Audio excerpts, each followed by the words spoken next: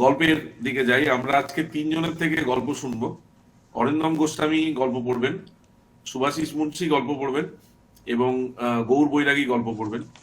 তো আমি প্রথমে অরিন্দম গোস্বামীকে বলছি যে আপনি প্রথম আজকে গল্পটি পড়ুন। তারপর আমরা সুভাষিস মুন্সির গল্প শুনবো। দুটো গল্প হয়ে যাওয়ার পরে আমরা এক প্রস্ত আলোচনা করে তারপরে গৌরদার গল্প শুনবো। অরিন্দম দা, আপনি শুরু করুন। ধন্যবাদ।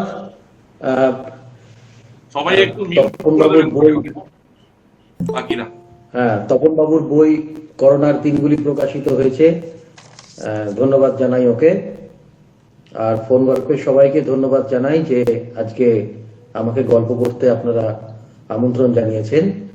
এটা একটা খুব আমার কাছে আনন্দের ব্যাপার। আমি পড়ছি। আমার গল্পের নাম অষ্টপ্রহর। প্লেটের উপর চায়ের কাপটা চাপিয়ে বসার ঘরে ঢুকতে গিয়েই একবার থমকে দাঁড়ালো দিশা। প্রথমে ডান হাত থেকে বাঁ হাতে প্লেটটা ধরল, তারপর ডান হাত দিয়ে ভালো করে জড়িয়ে কোমরে গুঁজলো আঁচলটা। অবশেষে পর্দা সরিয়ে অনুচ্চ কণ্ঠে বলল, বাবা চা। তার দিকে পেছন ফিরে আরাম চেয়ারে খবরের কাগজ হাতে মগ্ন শরীর শেখর কখনো বলেন, রাখো ওই টেবিলে, কখনো হাত বাড়ান পাশ ফিরে। সেই সময়টুকু চাটা হাতে নিয়ে দাঁড়িয়েই থাকে দিশা ইঙ্গিতের অপেক্ষায়। এ বাড়িতে সকালে ওঠার লোক বলতে এই দুজনই, শ্বশুর আর বৌমা। শরীরবাবু অবশ্য ওঠেন আরো আগে। চাবিটা পকেটে পুরে বড় দরজাটা টেনে যখন তিনি পার্কে হাঁটতে বেরোন, তখন সেটা তল্লাটের অনেকের কাছেই শুধুই ঘুমানোর সময়। বিয়ের পর প্রথম প্রথম লক্ষ্য করেছে দিশা, ফিরে আসার পর অনেকদিনই কুণ্ঠিতভাবে শাশুড়িকে ডাকছেন উনি ঘুম ভেঙে ওঠানোর জন্য। সামান্য কয়েকদিনেই বুঝে গেছিল দিশা ওনার প্রয়োজনটা কি। তারপর কুণ্ঠিতভাবে পেরেছিল তার প্রস্তাব, সকালের চাটা কি আমি করে দেবো আপনাকে? সানন্দে গৃহীত হয়েছিল ওর আবেদন। সকালে ওঠাটা দিশার কোন ছোটবেলার অভ্যাস। বিশেষ করে আর সবকিছুর থেকেও গানটাকে যখন ও নিজের জীবনের চলার পথের সঙ্গী করে নিয়েছিল, তখন থেকে তো বটেই। সকালে বেশ কিছুক্ষণ রেওয়াজ না করলে দিনটা কেমন ফাঁকা ফাঁকা লাগে দিশার। মনে হয় কি যেন একটা বাদ পড়ে গেছে আজ জীবন থেকে। ওপরের চিলেকোঠার ঘরটা ফাঁকাই পড়েছিল এতদিন। দিশা এসে সেটাকেই ওর রেওয়াজের ঘর বানিয়েছে। আজ রেওয়াজে বসেও কিন্তু কিছুতেই মন লাগাতে পারছিল না দিশা। মনটা কেমন যেন বিক্ষিপ্ত হয়ে আছে। সুরগুলো লাগছে কিন্তু কোথায় যেন পিছলে যাচ্ছে। তাহলে কি কাল বিকেলের ওই অভিজ্ঞতাটাই দায়ী? গান থামিয়ে নিজেকেই প্রশ্ন করল দিশা। সত্যি কি একে অভিজ্ঞতা বলা যায়? যদিও বা যায়, তাহলেও অবশ্যই বলতে হবে পরোক্ষ অভিজ্ঞতা। খামোকা এর সঙ্গে নিজেকে জড়িয়ে কেন এত ভাবছে ও? নিজেকে মনে মনে খুব ধমকালো দিশা। তারপর চোখ বুজে শিরদাঁড়া সোজা করে বসে উচ্চারণ না করে সরগমের বিভিন্ন প্যাটার্ন ভাবতে শুরু করলো। গতকাল সন্ধ্যায় অফিস থেকে ফিরে অনন্য যখন স্নান টান করে ডাইনিং টেবিলে এসে বসেছিল, কথাটা তখনই প্রথম পেরেছিল দিশা। বাবার লেখা ধারাবাহিকের এবারের সংখ্যার লেখাটা তুমি পড়েছো? পরোটা 3 আঙুলে ছিঁড়তে ছিঁড়তে অনন্য বলেছিল, কেন বিশেষ কিছু আছে নাকি? হ্যাঁ, বিশেষ কিছু মানে এমন একটা বর্ণনা, বুঝেছি, খুব সেন্সুয়াস কিছু। কথার উত্তর না দিয়ে দিশা ওর শাশুড়ির ঘরের দুয়ার পর্যন্ত গিয়ে দেখে এসেছিল তিনি তখনও টিভি চ্যানেলে মশগুল। চুপি চুপি সেখান থেকে ফিরে এসে দিশা বলেছিল, হ্যাঁ ঠিক তাই, কিন্তু তুমি কিভাবে জানলে? পড়েছো? তোমার আগেই অফিসের অন্তত 3 জন আমাকে এই নিয়ে জিজ্ঞেস করেছিল। তাই? এমা সে কি? তা তুমি কি বললে? বললাম ছোটবেলা থেকে যা বলছি, যে বাবার লেখার ব্যাপারে উনি সম্পূর্ণ অন্য একটা মানুষ। এ নিয়ে ওনার সঙ্গে আমার কোনো আলোচনা হয় না। সেখানে তিনি স্বাধীন আর সম্পর্কহীন। আপনারা চাইলে বাবার সঙ্গে ফোনে যোগাযোগ করে আপনাদের কৌতূহল মিটিয়ে নিতে পারেন। ফোন নাম্বার লাগবে? ব্যাস। তারপর ওরা ফোন নাম্বার নিল? কেউই নিল না। বাড়ির ল্যান্ডফোনের নম্বর তো আমার পার্সোনাল ফাইলেই আছে, সেটা লোকে ঘটা করে আমার থেকে চেয়ে নেবে কেন? এই আমায় একটু আচার দিতে পারো? দুধ, রাত্রিবেলা আচার খেও না, বলো না তারপরে কি হলো? বললাম তো, কিছুই হলো না। সবিনয়ে বললাম যে লেখাটা আমি পড়িনি, তাই এ বিষয়ে কোনো মন্তব্যই আমি, আমার কাছে আছে ম্যাগাজিনটা, দেখবে, নিয়ে আসবো? কোনো প্রয়োজন নেই, আমি তো ওই বাবারই ছেলে নাকি? ছোটবেলা থেকেই তো বাবাকে আর বাবার লেখাকে দেখে আসছি। ইনফ্যাক্ট বাবার লেখা পড়েই অনেক পাকামি আমি শিখেছি। তবে তোমায় একটা কথা আমি বলতে পারি, লেখক হিসাবে উনি যতটা সাহসী, মানুষ হিসাবে তার ভগ্নাংশও নন। না না, মানুষ হিসাবে আমি কোনো কথাই তুলছি না, তাছাড়া উনি না আমার শ্বশুর মশাই, গুরুজন। আমি তোমাকে জানিয়ে রাখছি মাত্র, স্টেটমেন্ট। বাবা একটা নির্দিষ্ট সময় অন্তর এইরকম এক একটা ছাড়েন, এটা আমার অবজারভেশন। এক একটা মিসাইল বা রকেটের মতো ক্যালকুলেটেড। মনে মনে ভাবলো দিশা, অস্বস্তিটা তো এই জন্যই। কিন্তু মুখে বলল, তোমায় আর একটা পরোটা দেবো, বসো আনছি। আরে শেষটা শুনে যাও। তুমি মিলান কুন্দেরা বা যা জেনের নাম শুনেছো? কেন বলো তো? নাম দুটো আবছা আবছা শুনেছি কিনা ঠিক শোনোনি হয়তো, কিন্তু দেখেছো কোথায়? বাবার পড়ার টেবিলে, বলেই অনন্য খিলখিল করে হাসতে শুরু করে দিল। দিশার মনে এইসব যুক্তি কিন্তু একেবারেই ঢুকছিল না। সে তখন ভ্যাবলা চোখে তাকিয়ে ভাবছিল সম্পূর্ণ অন্য একটা কথা। রাতের বেলায় খুব একটা অসুবিধে না থাকলে এ বাড়িতে সবাই একসাথে খেতে বসে, এটা এ বাড়ির একটা প্রথা। পরিবেশনের ব্যাপার নেই, খাবার মাঝখানে রাখা থাকে, তবুও তার তদারকিটা দিশার শাশুড়ি মাই করেন। আজকে খাবার সময় শরীর বাবুর ফোনে পরপর দুটো ফোন এলো। এমনিতেই খাবার সময় ফোন এলে সবার খাওয়াই একটু থেমে যায়, তাই দ্বিতীয় ফোনটার সময় বিশেষ করে শাশুড়ির মুখটা ছিল দেখার মতো। শরীরবাবু অবশ্য দক্ষ হাতে ফোনটা সামলালেন, দু একটা হ্যাঁ হ্যাঁ হ্যাঁ ধন্যবাদ এই বলি। তুমি ফোনটা সুইচ অফ করে দাও তো খাওয়ার সময়। গিন্নির গলায় উষ্মার সুর স্পষ্ট। আচ্ছা, তাই করেই দিচ্ছি বলে ফোনটা পাশে সরিয়ে রাখলেন শরীরবাবু। এসে বললেন, ঠিক আছে, এবার ফোন এলে বলবো হ্যালো, কি বলছেন? না না, কিছুই শুনতে পাচ্ছি না, রাখলাম। কি এতে চলবে? বলে দুষ্টু ছেলের মতো হাসতে লাগলেন। অনন্যও হাসলো। দিশা লক্ষ্য করলো বাবা ছেলে দুজনেরই হাসির ধরনে বেশ মিল, আর দুজনেরই চোখের মনির রং এক, পুরো কালো নয়, একটু বাদামি। রাতে শোয়ার আগে চুল বাঁধা দিশার বহুদিনের পুরনো অভ্যাস। বিয়েতে পাওয়া দিশার ড্রেসিং টেবিলটাও বিশাল, তিনটে ফোল্ডে তিনখানা আয়না, মাথার উপরে দুটো আলো আছে স্পষ্টভাবে দেখানোর জন্য। ঘর অন্ধকার থাকলে এই ড্রেসিং টেবিলের আলোটাই শুধু জ্বালায় দিশা। আজও সেভাবে চুলে চিরুনি চালাতে চালাতে দিশার গাটা কেমন যেন ছমছম করে উঠল। তিনটে আয়নার যেদিকেই তাকানো যায় প্রত্যেকটার মধ্যেই যেন একটা করে দিশা অপলকে তার দিকে চেয়ে আছে। প্রথম প্রথম একটু কেমন কেমন যেন লাগতো, আস্তে আস্তে এতে অভ্যস্ত হয়ে গেছে সে। চুল থেকে চিরুনি সরিয়ে গার্ডারটা নিজের থেকে তুলতে যেতেই হঠাৎ দিশার মনে হলো কার একটা মুখ যেন দ্রুত তিনটে আয়নাতেই একবার দেখা দিয়ে মিলিয়ে গেল। চকিতে পিছনে ফিরল দিশা, কেউ নেই। আবার আয়নার দিকে মুখ ফেরালো, দেখলো তিনটে আয়নাতেই নিজের ত্রস্ত মুখ। পরদিন ভোরে একটু আগেই ঘুম ভেঙে গেল দিশার। আকাশ সবেমাত্র তখন ফর্সা হতে শুরু করেছে। নিচের দরজায় খুট করে একটা শব্দ হলো, তার মানে শরীরবাবু উঠে পড়েছেন এর মধ্যেই। বিছানা থেকে উঠে জানলার ধারে গিয়ে দাঁড়ালো দিশা। মনের মধ্যে এখনো নানা ধরনের উল্টো পাল্টা চিন্তা আসছে। ভোরবেলার হাওয়াটা বেশ ঠান্ডা ঠান্ডা।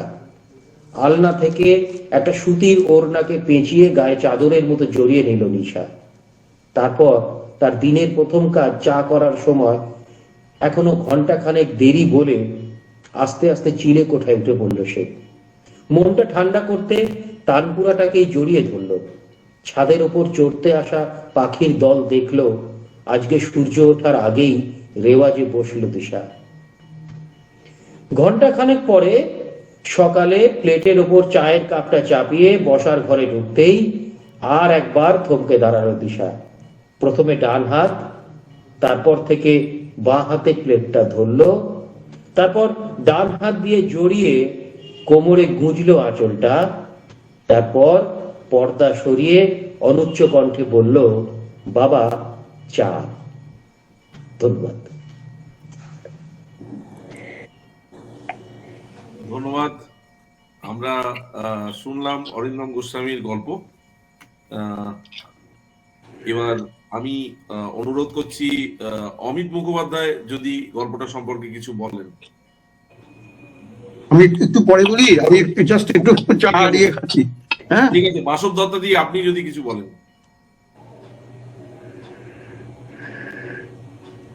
আমার একটা ফোন এসেছিল, আমি অত্যন্ত দুঃখিত। আচ্ছা, ঠিক আছে। আচ্ছা, ইন্দ্রজিৎ ঘোষ, ইন্দ্রজিৎ ঘোষ যদি কিছু বলেন। ইন্দ্রজিৎ ঘোষও নেই। আচ্ছা, আইরিন, আইরিন আপনি যদি কিছু বলেন।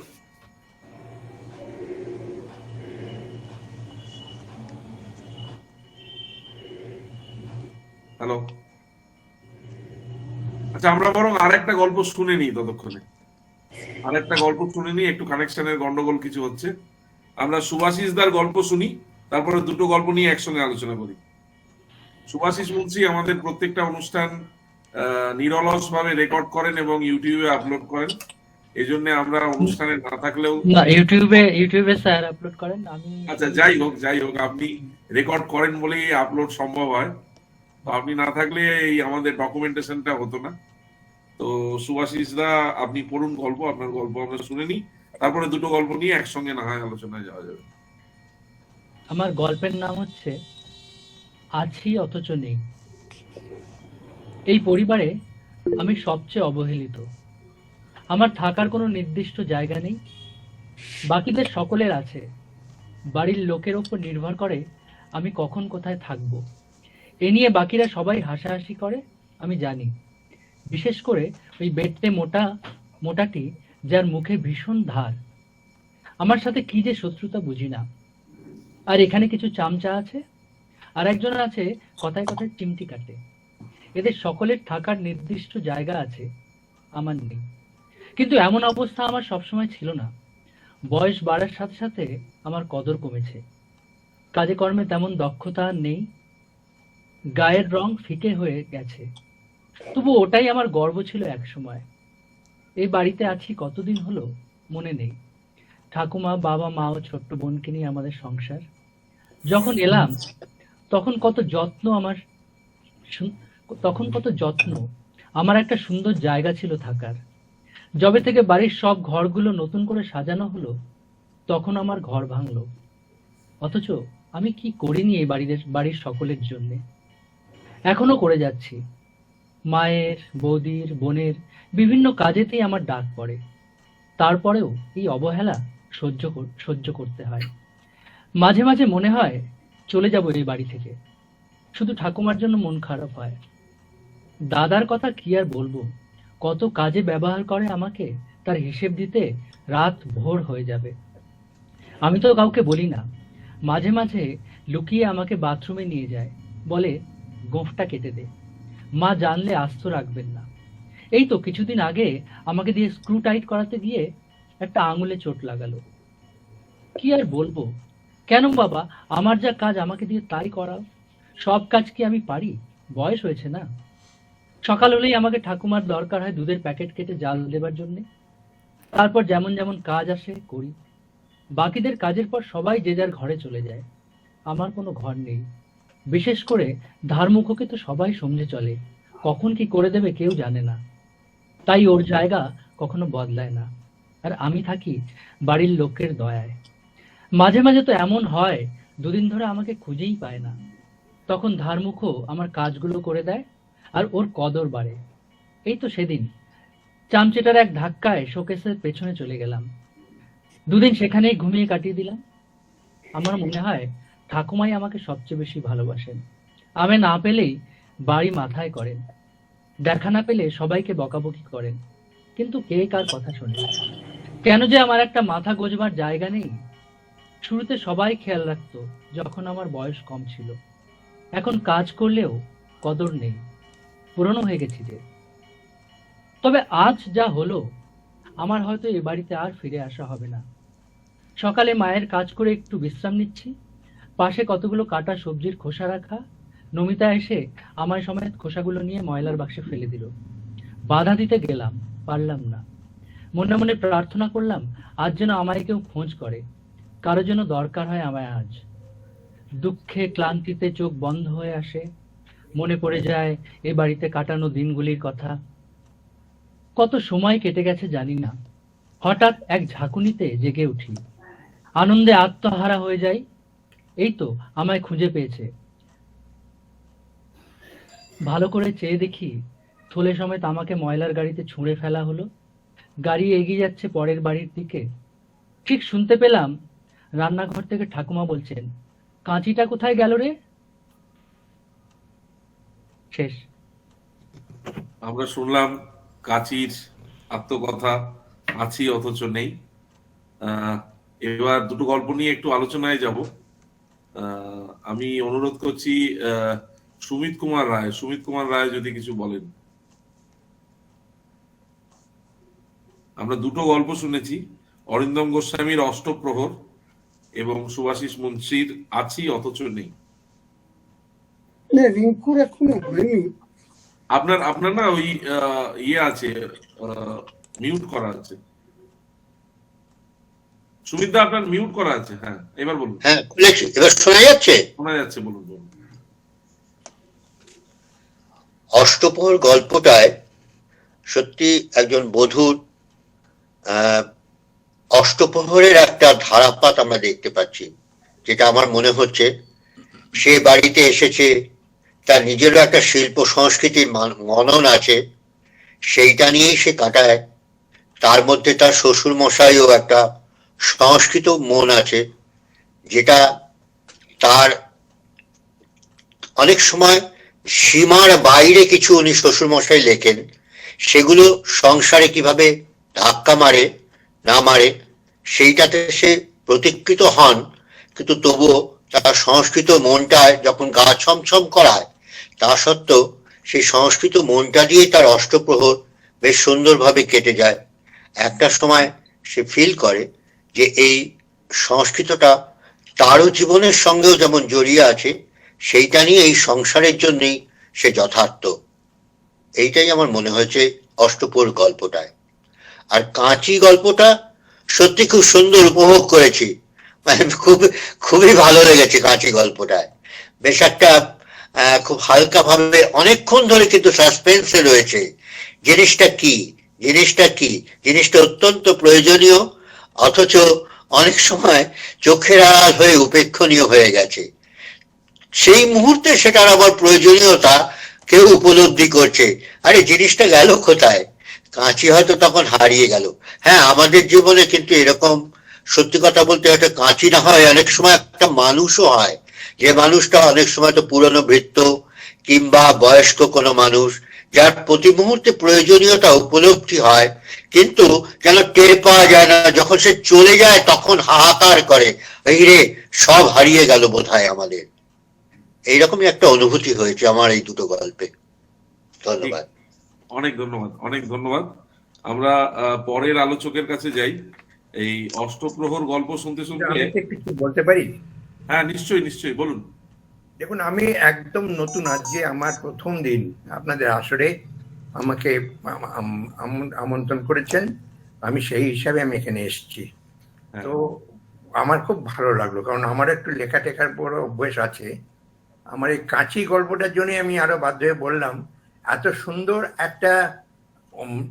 একটা বস্তুকে নিয়ে এত সুন্দরভাবে একটা গল্পটা লেখা হয়েছে, মনন শক্তিটাকে আমি প্রচন্ডভাবে শ্রদ্ধা জানালাম। অপূর্ব লেখা হয়েছে। আর প্রথম গল্পটা অবশ্য একটু অসাধারণতা আমি কিছু দেখিনি, মোটামুটি একটা গল্প, ওকে, প্রত্যেকের সাথে জড়িত সেরকম একটা ব্যবস্থা, কিন্তু সুন্দর একটা পরিকল্পনা কাঁচিটার মধ্যে। আমি ওটাকে ভেবেছিলাম প্রথমে বোধহয় ময়লা ফেলার ঝুড়ি হবে, কিন্তু শেষ পর্যন্ত ওটাকে কাঁচির, সত্যি অপূর্ব লেগেছে আমার কাছে গল্পটা। ধন্যবাদ। আমি একটু ইন্টারাপ্ট করছি। যিনি বললেন বিপ্লব দাশগুপ্ত, তিনি আমাদের খুব মানে বাংলার ক্রিকেটার দীপ দাশগুপ্তর বাবা। তো তিনি সম্প্রতি বেহালায় থাকেন, কিন্তু আগে উনি দিল্লিতে থাকতেন। তা এখন এসছেন, আমার আলাপ হয়েছে। তা যাই হোক, উনি আজকে এলেন, আমার খুব ভালো লাগছে।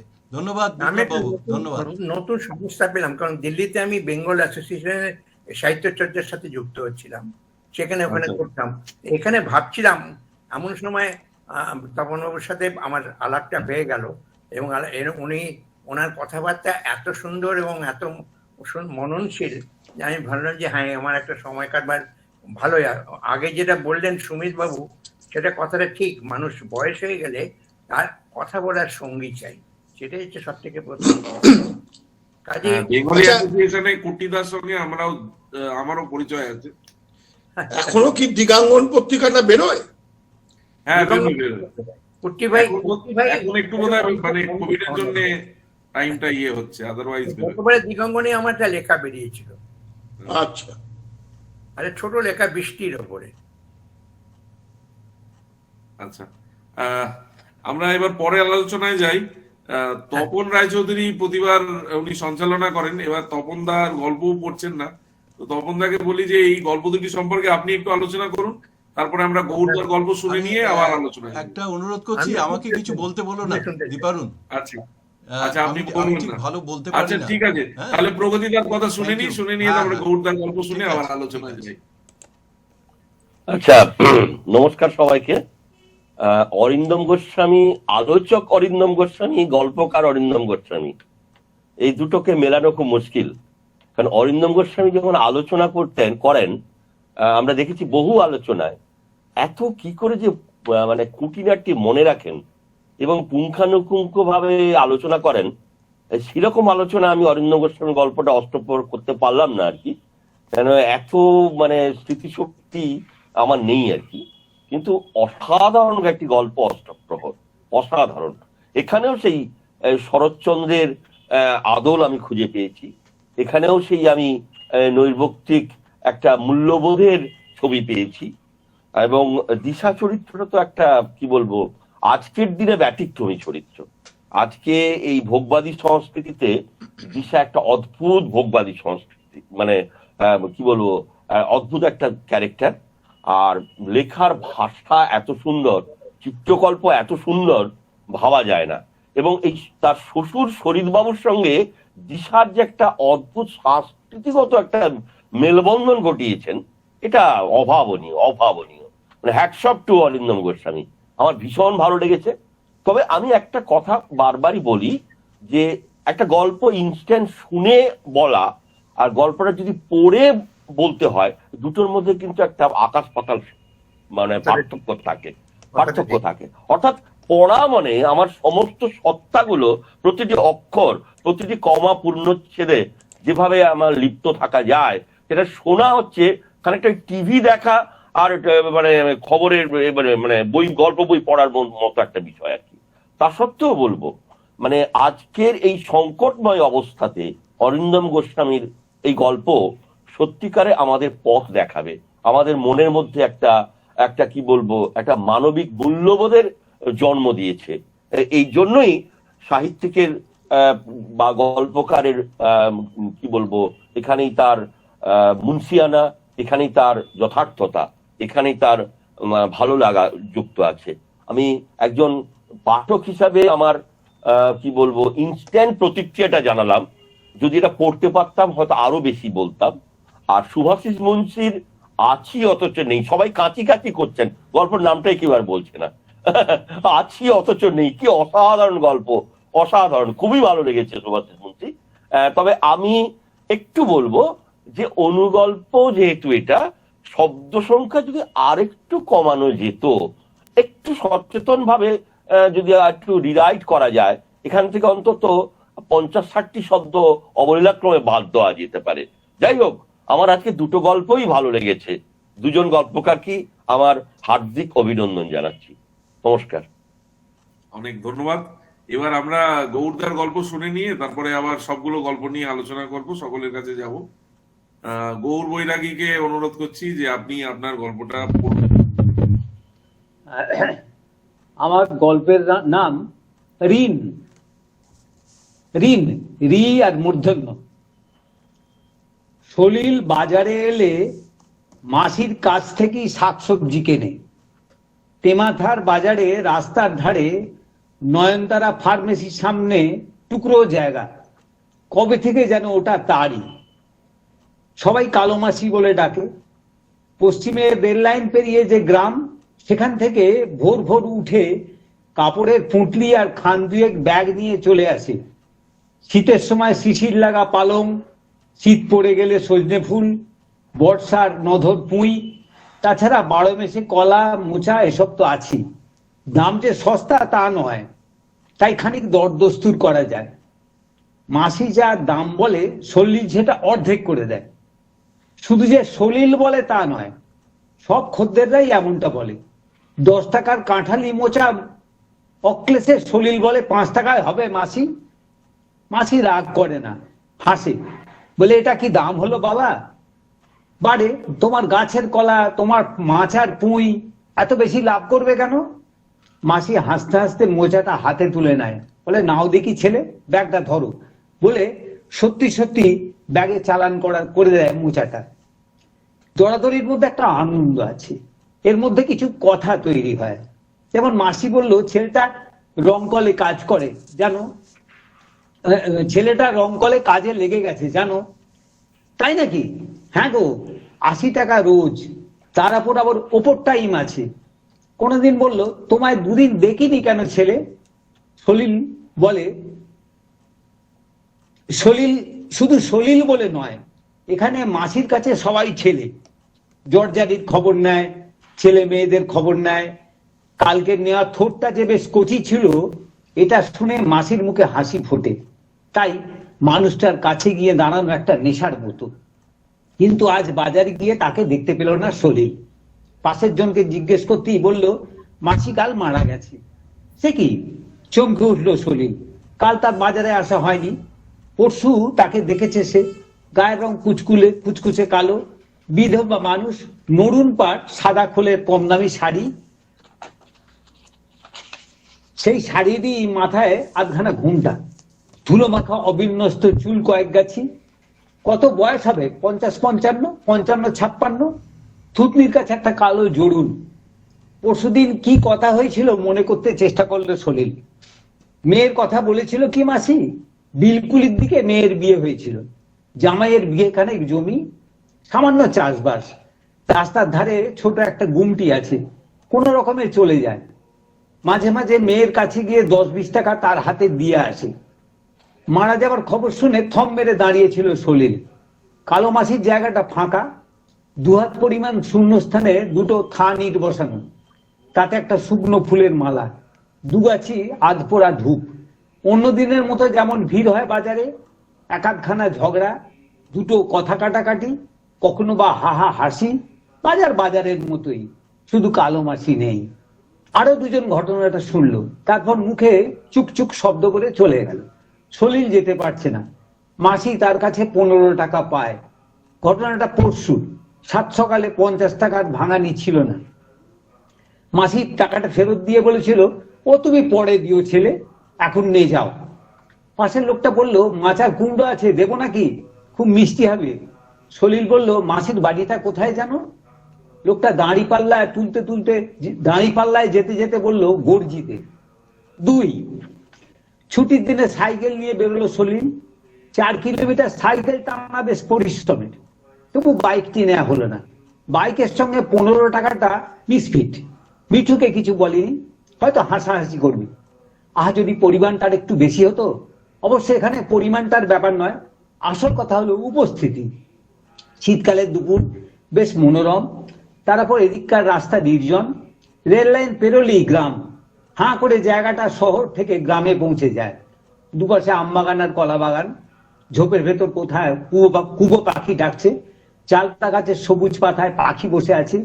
মাঝে মাঝে রঙিন ঘাস ফুটে আছে। মাঝখান দিয়ে সরু পিচ রাস্তা বরাবর পশ্চিমে চলে গেছে। সাইকেলে যেতে যেতে গন্ধটা পেল সলিল।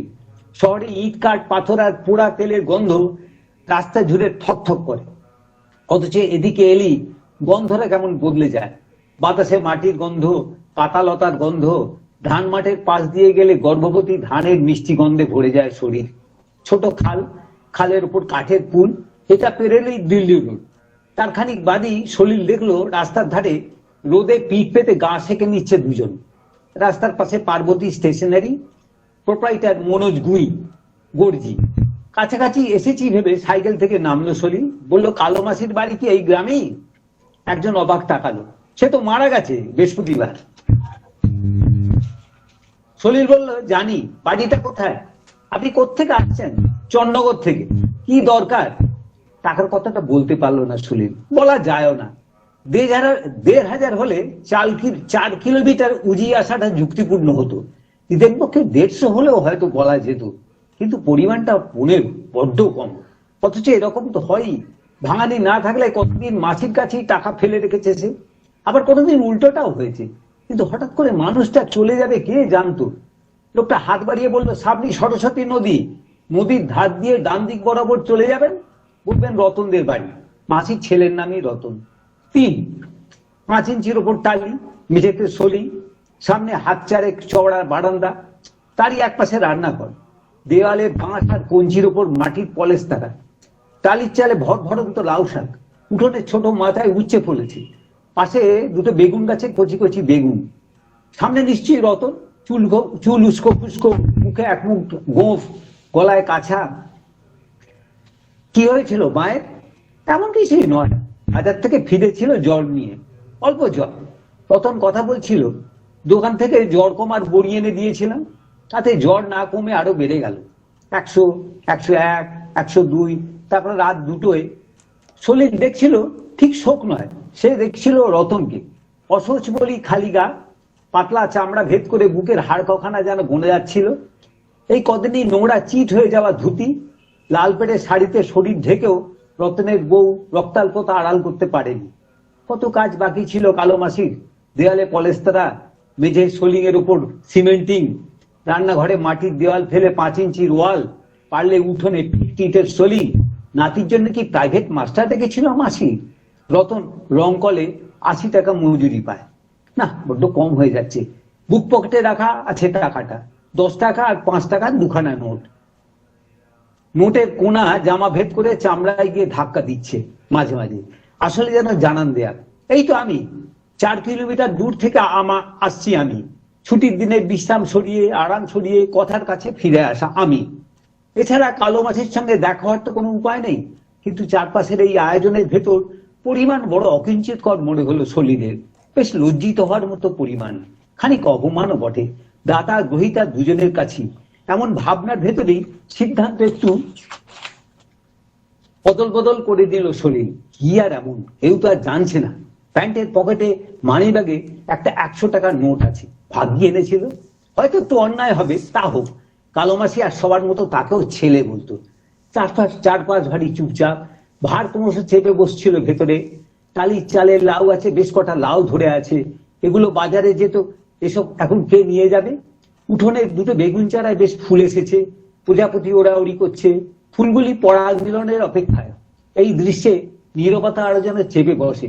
এক্ষুনি দুম করে পকেটে হাত দিতে কোথাও বাঁধে সলিলের, তাই কথা বলে উঠেছে, তোমাদের কাজ কতদিনে রতন? 12 দিন দাদা, ভাঙা গলায় কথা বলে রতন। এই সবে 8 দিন হলো, এই অবস্থায় ডিউটিও যেতে পারছি না। সলিলের মনে হলো এবার পকেটে হাত দেওয়া যেতে পারে। রতনের নিশ্চয় নো ওয়ার্ক নো পে, 12 দিনে 700 মতো লস, মেকআপ দেওয়া ওই ছেলের পক্ষে অসম্ভব। পকেট থেকে হাত বার করার জন্য রতন কথা বলে উঠলো, একটা কথা বলবো দাদা? পকেট থেকে হাত বার করার আগে রতন কথা বলে উঠলো, একটা কথা বলবো দাদা? কি কথা? কিছু মনে করবেন না দাদা, আপনি কি মায়ের কাছে কিছু পান? কথার ইঙ্গিতে চমকে উঠেছিল সলিল, সেই সঙ্গে লজ্জা, ভেতরটা কাঁপছে তার। তার মধ্যেই রতনের 10-11 বছরের ছেলেটা ঘর থেকে ছুটে কাগজটা বার করে এনেছে। মা বোধহয় বুঝতে পেরেছিল, জানেন, রতন বলছিল বেগুল হবার আগে কাগজ কলম আনতে বলেছিল নাতিকে। বলতে বলতে কাগজটা রতন বাড়িয়ে দিল সলিলের দিকে। সলিল তখন কাগজটা দেখছে, গোটা অক্ষরে নাতির হাতের লেখা।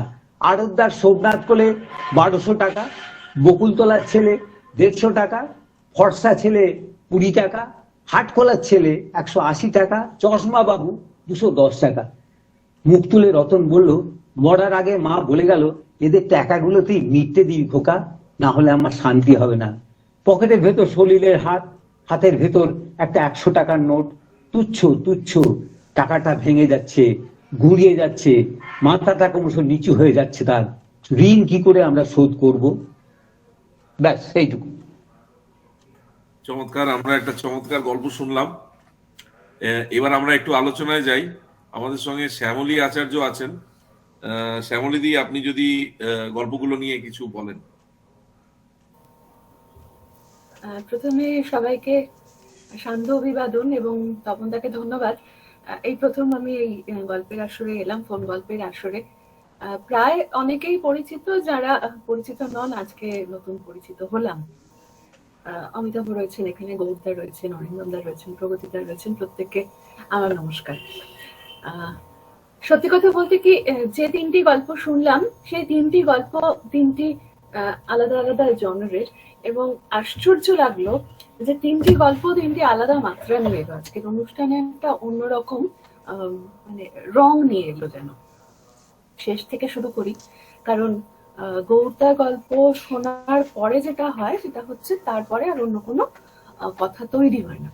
তো সেই কথাটা তৈরি হওয়ার আগেই যেহেতু আমাকে বলতে বলা হচ্ছে, কাজে তার গল্পটা ধরেই আমি এগোই। যেখানে ঋণ গল্পটি যে অভিঘাত নিয়ে আসে, সেখানে আমরা প্রথম থেকেই দেখি যে কি অসম্ভব সুন্দর ছোট্ট ছোট্ট বাক্যে একটা বর্ণনা, পরিবেশের বর্ণনা, বাজারের একজন কালোমাসির সঙ্গে সলিলের সম্পর্ক। এই যে সবজি বাজারের দুদিক থেকে মানে একজন ক্রেতা এবং একজন গ্রহীতার সম্পর্ক, সেখান থেকে ওই শিশির লাগা পালন বা তার ঘরের বেগুন চারার উপর থেকে 4 কিলোমিটার পেরিয়ে যাওয়া 15 টাকা, এই 15 টাকার ঋণ, এটা বড় আশ্চর্য একটা সম্পর্ক। সেই সম্পর্কে আমাদের কোথাও একটা বোঝাই যায়, মানে যে নামকরণ, গল্পের নামকরণ, এবং সেখান থেকে যেখানে গল্পটি এগোতে থাকে আমাদের প্রত্যাশা তৈরি হয় যে এই দেনা পাওনার সম্পর্কের কোথাও একটা শেষ হবে। কিন্তু আশ্চর্য এটাই, এটা গৌরদার মুন্সিয়ানা, লেখকের কলমের জোর, যে তিনি কোথাও গল্পটাকে এমন কোনো মানবিক উত্তরণে কিভাবে পৌঁছবেন এটা দেখার জন্য আমাদের অপেক্ষা করে থাকতে হয়। কোন শব্দে কোথায় শেষ করবেন, এই যে শেষ করতে পারার ক্ষমতা, অর্থাৎ কোথায় গিয়ে গল্পটা কোন শব্দে, কোন অভিঘাতে, কোন অনুভূতিতে নাড়া দিতে পারবে, এটাই শেখার। এটা সত্যিই একদম ওনার পায়ের কাছে হাত জোর করে শেখার মতো। এই চলন আমরা অনেকেই ভাবি যে এভাবেই গল্পটি এগোবে, এভাবেই গল্পটি শেষ হবে। আমরা যখন লিনিয়ার ন্যারেটিভ নিয়ে ভাবি তখন আমরা এভাবেই ভাবি যে ঘটনাটা এগুলো এইভাবে ঘটবে, এগুলোই ঘটনা। এই ঘটনা আমিও জানি, আপনিও জানেন, কিন্তু কিভাবে তার প্রতিস্থাপিত, মানে কিভাবে তার উপস্থাপনা করব, সে বড় সহজ কথা নয়। এবারে আসে অরিন্দমদার গল্পে। অরিন্দমদার এই গল্পটিও আমার আগে শোনা, এই অষ্টপ্রহর গল্পটি, সেটিতেও অরিন্দমদা নিজেও যে খুব সুন্দর আলোচক, অর্থাৎ প্রতিটি শব্দ, গল্পের প্রতিটি অধিকার ভীষণ সুন্দর আলোচনা করতে পারেন। কাজেই এক্ষেত্রে আমার দুঃসাহস যে গৌরদা এবং অরিন্দমদার গল্প নিয়ে আলোচনা করছি। এখানেও তাই এই অষ্টপ্রহর গল্পটিতে ওই দিশা, তার গান, পুত্রবধূ হিসেবে তার সঙ্গে তার শ্বশুরমশাইয়ের সম্পর্ক, এবং প্রতিটি নিখুঁত বর্ণনার মাঝখান থেকে সম্পর্ক উঠে আসা, এই সম্পর্ককে চিত্রায়িত করা সহজ শব্দে বড় সহজ কথা নয়। আমরা কেউ সহজ শব্দে সহজ করে বলতে পারি না। আমরা সামান্য একটা সম্পর্ককে যখন বর্ণনা করি তখন বিস্তার বড় বেশি হয়, আমরা অনেক বেশি শব্দ খরচ করে ফেলি। পরিমিত শব্দ ব্যবহারে কি করে টর্চের মতো আলো ফেলবো, এই আলো ফেলাটা আমরা অনেকেই শিখিনি, শিখতে পারিনি। আমরা অরিন্দমদা বা গৌরদার মতো মানুষের গল্প শুনলে সেগুলো যেন নতুন করে শিখি। মাঝখানে যে গল্পটি, যেটি মাস্টার স্ট্রোক আজকের, সেটি শুভাশিস মুন্সি।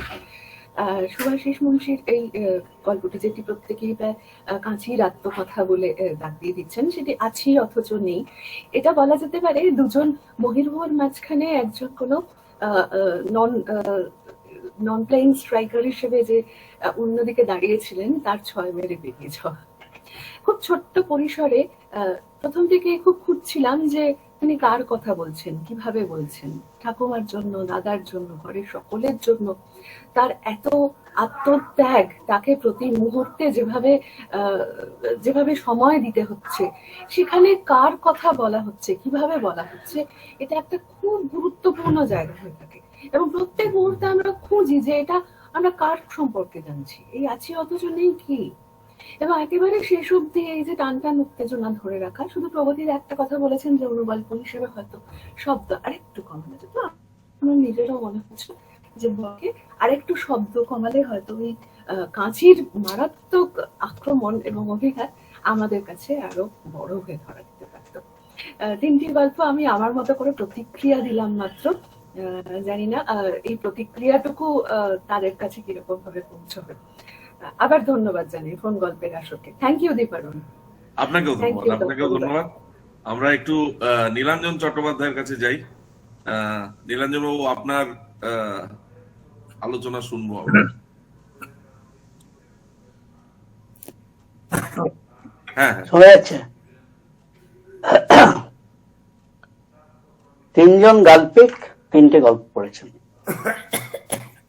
প্রথমে অরিন্দম গোস্বামী, অষ্টপ্রহর, সুভাষিস মুন্সি, আছি অথচ নেই, গৌর বৈরাগী, ঋণ। যেভাবে যে পড়েছেন সেভাবেই আমি আলোচনা করছি। প্রথমে হচ্ছে অরিন্দম গোস্বামীর অষ্টপ্রহর। এটা খুব ভালো গল্প, স্টাইলের দিক থেকে,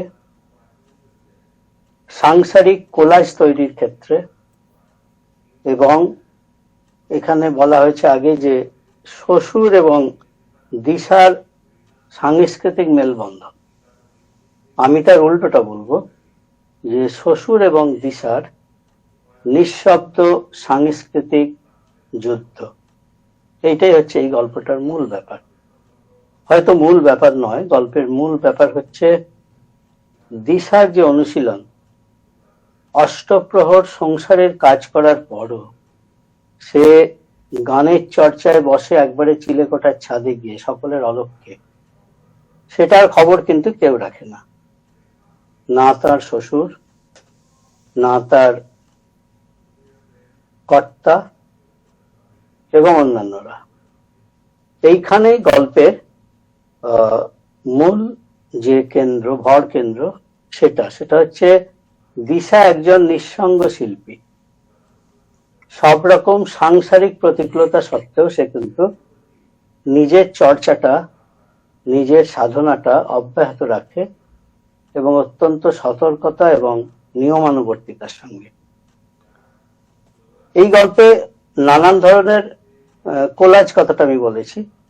তো অরিন্দম কিন্তু স্টাইলিস্ট, একজন ভালো, বোঝাই যায় গল্পটা শুনে। এই যে একটা জায়গা আছে যেখানে আয়নার সামনে দিশা তিন রকম দিশাকে দেখছে, এবং কে একজন দ্রুত ত্রস্ত কথাটা আছে, ত্রস্তে সরে গেল সেখানে, মানে আয়নাতেই সে দেখছে, প্রতিফলিত হচ্ছে ব্যাপারটা। এটা দিশার মানসিক প্রতিফলন, মানসিক জটিলতার এবং ত্রস্ততার প্রতিফলন। তিন রকম দিশা মানে তিন রকম দিশাই, অর্থাৎ সাংসারিক দিশা, সমালোচক দিশা, শ্বশুরের যেসব উনি যেসব সেন্সুয়াস ব্যাপারটা লেখেন, সেখানেও লেখকের মুন্সি আনলো যে কোথাও একটা লাইনও আমাদের তিনি বলেন ব্যাপারটা কি কি লাইন লিখেছেন হ্যান ত্যান, কিন্তু সেন্সুয়াস শব্দটা দিয়ে বুঝিয়ে দিয়েছেন যে সেটা হয়তো দিশার ভালো লাগছে না কিংবা অনেকের ভালো লাগবে না। তো এই একজন দিশা, এবং তিন হচ্ছে শিল্পী দিশা। এই তিনজন দিশাকে দিশা নিজেই তার আয়নায় প্রতিফলিত হতে দেখছে। আর ওই যে ত্রস্ত ভাবে একজন চলে যাচ্ছে, ওটা হচ্ছে তার অবচেতন মনে শ্বশুর সম্বন্ধে যে ভীতি, কিংবা স্বামী সম্বন্ধে যে ভীতি, যে সে নির্জনে একটু শিল্প চর্চা করে, সঙ্গীত চর্চা করে, তার জন্য তেমন কোনো পরিসর তার জীবনে নেই। অষ্টপ্রহর তাকে সংসারের কথা ভাবতে হয়। শ্বশুরের প্রসঙ্গ তুলে তার যতটা জনপ্রিয়তা কিংবা সবাই পড়েন টরেন, বন্ধুরা ফোনে প্রশংসা করেন, বলেন, কিন্তু অনেক আপত্তিকর অংশ তিনি লেখেন, সেই লেখার সমালোচক কেউ নেই। দিশা যখন তার স্বামীকে সেটা খাওয়ার সময় সেই কথাটা তোলে, তখন লক্ষ্য করে যে তার অফিস কলিগরা গল্প হয়তো পড়েছে, কিন্তু সেই সুমন বোধহয় স্বামীর নাম সম্ভবত, তো সে কিন্তু কিছু পড়েনি, কোনো খবর টবর রাখে না। তো এটা এক ধরনের এটা হয়ে থাকে আর কি, যে সংসারে একজনই ততটা অর্থনৈতিকভাবে সফল নয়, ততটা প্র্যাকটিক্যাল নয়, হয়তো অনেকটাই আত্মগতভাবে শৈল্পিক, এবং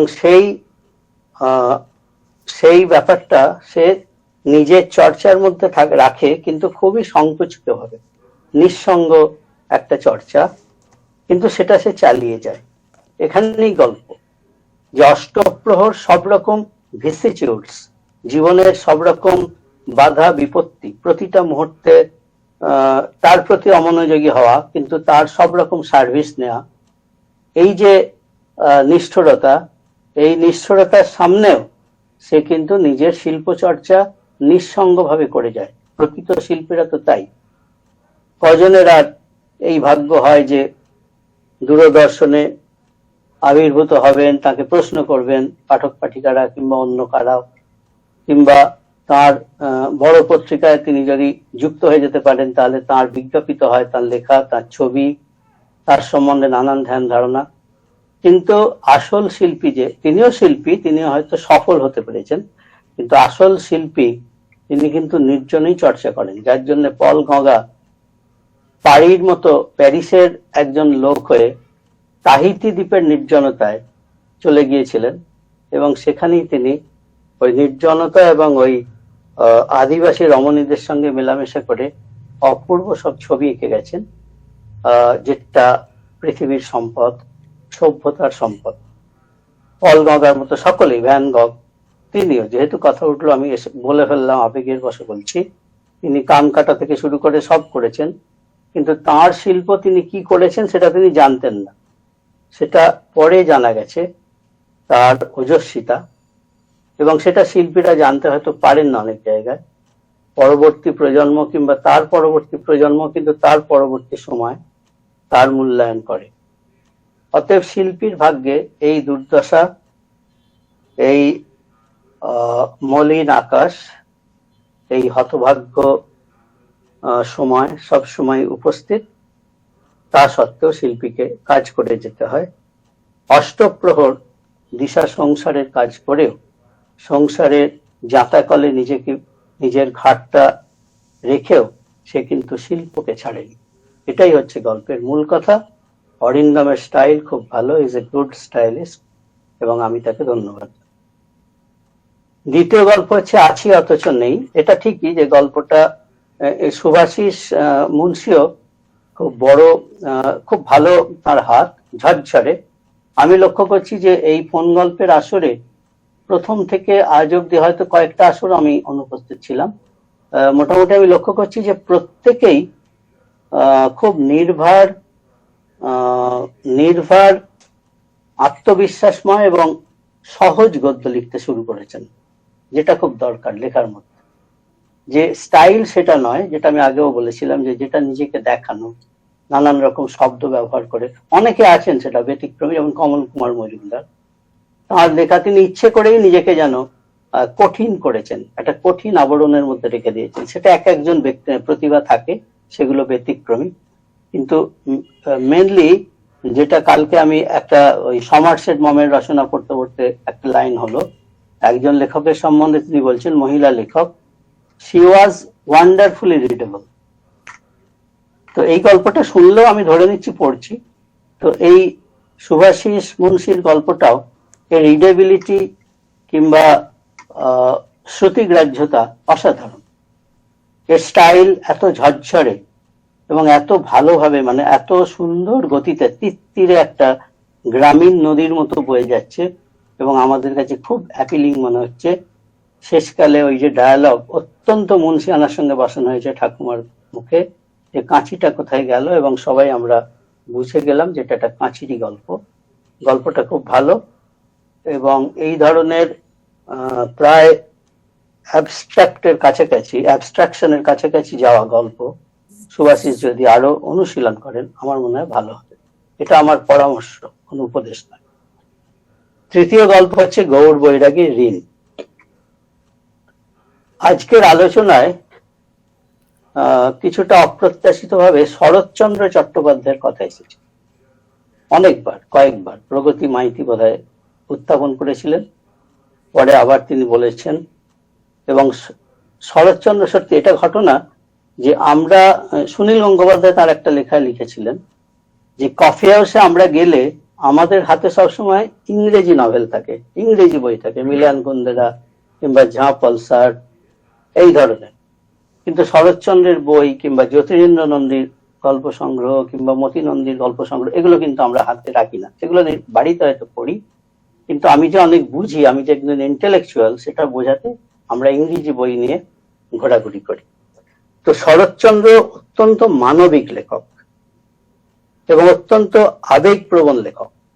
তার সেই ইন্দ্রর সেই যে ঝড়ের, রাজলক্ষ্মী ও শ্রীকান্ত ঝড়ের বর্ণনা অসাধারণ, কিংবা নদীতে রাতে মাছ ধরতে যাওয়া শ্রীকান্তকে নিয়ে, এসব বর্ণনা এ তো একবারে মানে জীবনের প্রতিটা মানে অস্তিত্বের স্পন্দন থেকে উঠে আসে। এটা এরকম লেখা যায় না। আমরা অনেকের বিদেশি অনেক ভিক্টর হুগো, মানে ওর সমসাময়িক যারা আরো আছেন, বিদেশি লেখকদের অনেক আলোচনা করি, কিন্তু শরৎচন্দ্রের লেখা আমরা ওই অধ্যাপকদের উপরই ছেড়ে দিয়েছি।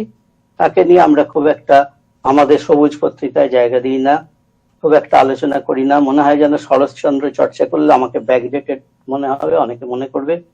সেই জন্য ওটা আমি আমার বাল্যকালে কিংবা কৈশোরে পড়েছি, ভালো লেগেছে, শরৎচন্দ্র বড় লেখক ইত্যাদি। কিন্তু শরৎচন্দ্র যে কত বড় মানবিক লেখক সেটা তার সেই কুকুরের গল্পটা থেকেই বোঝা যায়। যে সেই দেওঘরে একটা জায়গায় গিয়েছিলেন, একটা কুকুর তার সঙ্গী হয়েছিল, তারপর তাকে ছেড়ে আবার তাকে চলে আসতে হলো, সেই যে অদ্ভুত, সকলেই পড়েছেন গল্পটা। তো গৌর বৈরাগীর গল্পের প্রথম যে কথাটা আমি বলবো, যে এত মানবিক গল্প, এত প্রত্যক্ষভাবে মানবিক গল্প, এত আবেদনমুখর মানবিক গল্প অনেকদিন বাদে আমি শুনলাম কিংবা পড়লাম। এত মানবিক, মানে একজন, এবং বর্ণনার মধ্যে যে ব্যাপারটা আছে, এখানে আমি সচেতন ভাবে জ্যোতিরিন্দ্র নন্দীর নাম করেছি, কারণ জ্যোতিরিন্দ্র নন্দী বাংলা সাহিত্যে একজন বিস্মৃত অমর গল্পকার বলে আমি মনে করি। কিন্তু তার কোনো মূল্য, কারণ তিনি আত্মপ্রচারে অভ্যস্ত ছিলেন না। আনন্দবাজারে অনেক লিখেছেন, দেশে লিখেছেন, আনন্দ পাবলিশার্স থেকে বই হয়েছে, তাও কিন্তু তার ততটা মূল্যায়ন হয়নি এবং অনেকে তাকে ভুলে গেছে।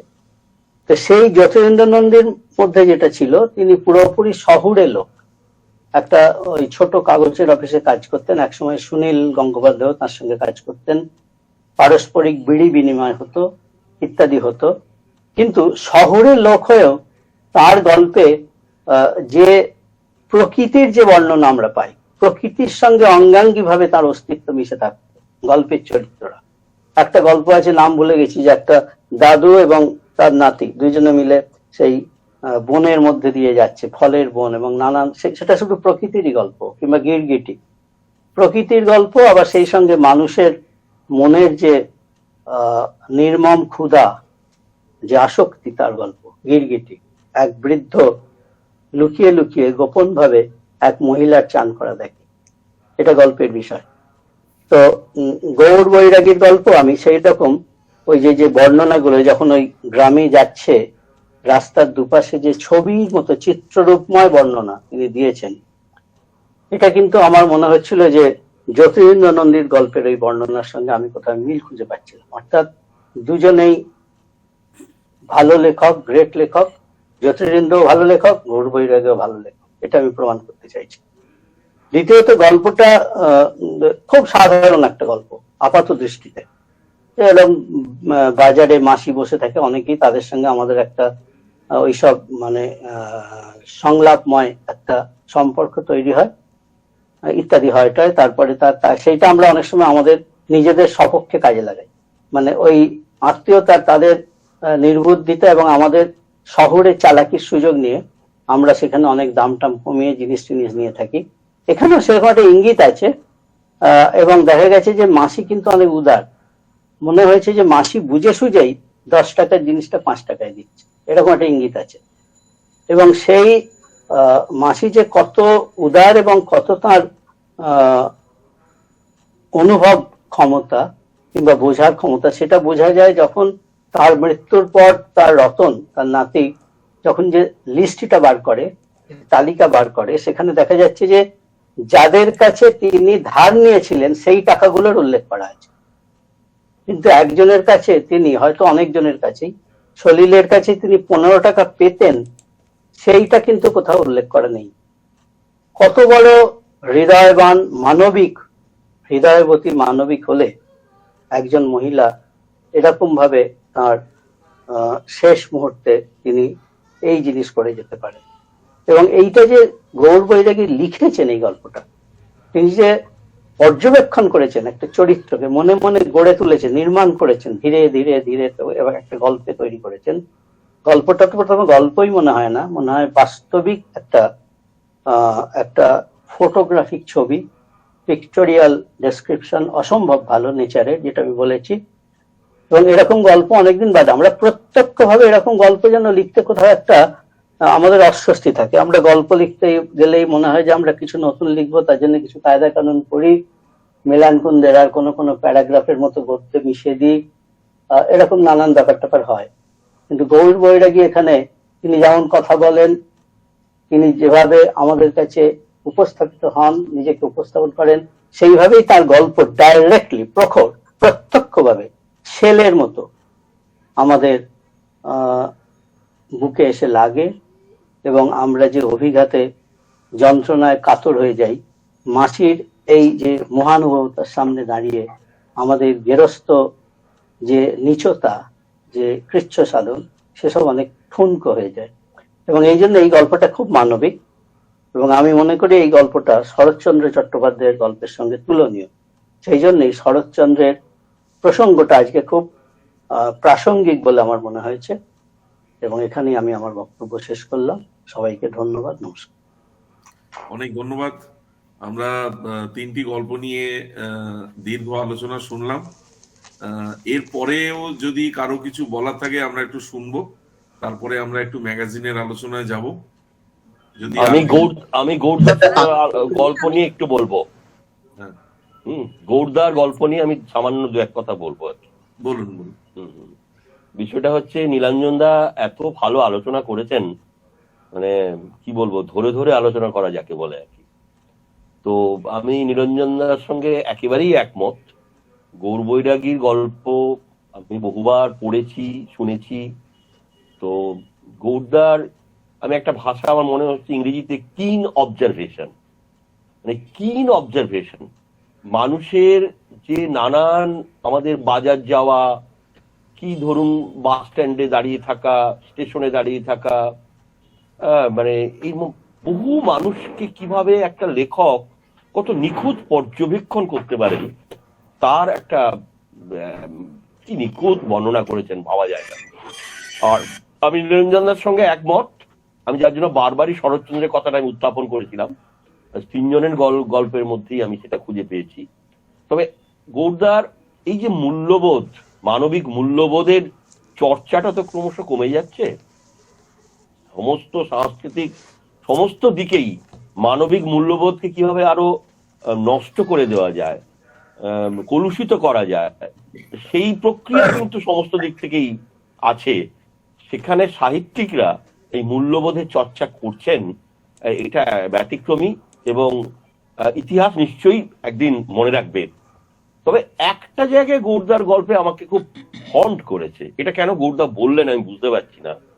যে 4 কিলোমিটার রাস্তা 15 টাকার জন্য বাইক না নিয়ে গিয়ে সাইকেল নিল, এটা মিসফিট নাকি এটা এরকম একটা ভাষা ব্যবহার করেছেন। এটা এটা এটা ওনার বলার কোনো প্রয়োজন ছিল না আর কি। হ্যাঁ, এই কথাটা আমার খুব কানে হট করে যেন লাগলো। এটা গল্পকার কেন বলবে? পাঠক কি আমরা কি বুঝতে পারছি না যে তার বাইক থাকা সত্ত্বেও সে 4 কিলোমিটার রাস্তা সাইকেল নিয়ে বেরোলো? এটুকু বললেই তো যথেষ্ট ছিল। মিসফিট কথাটা এটা আমাদের উপর ছেড়ে দেওয়া গৌরদার ভালো ছিল।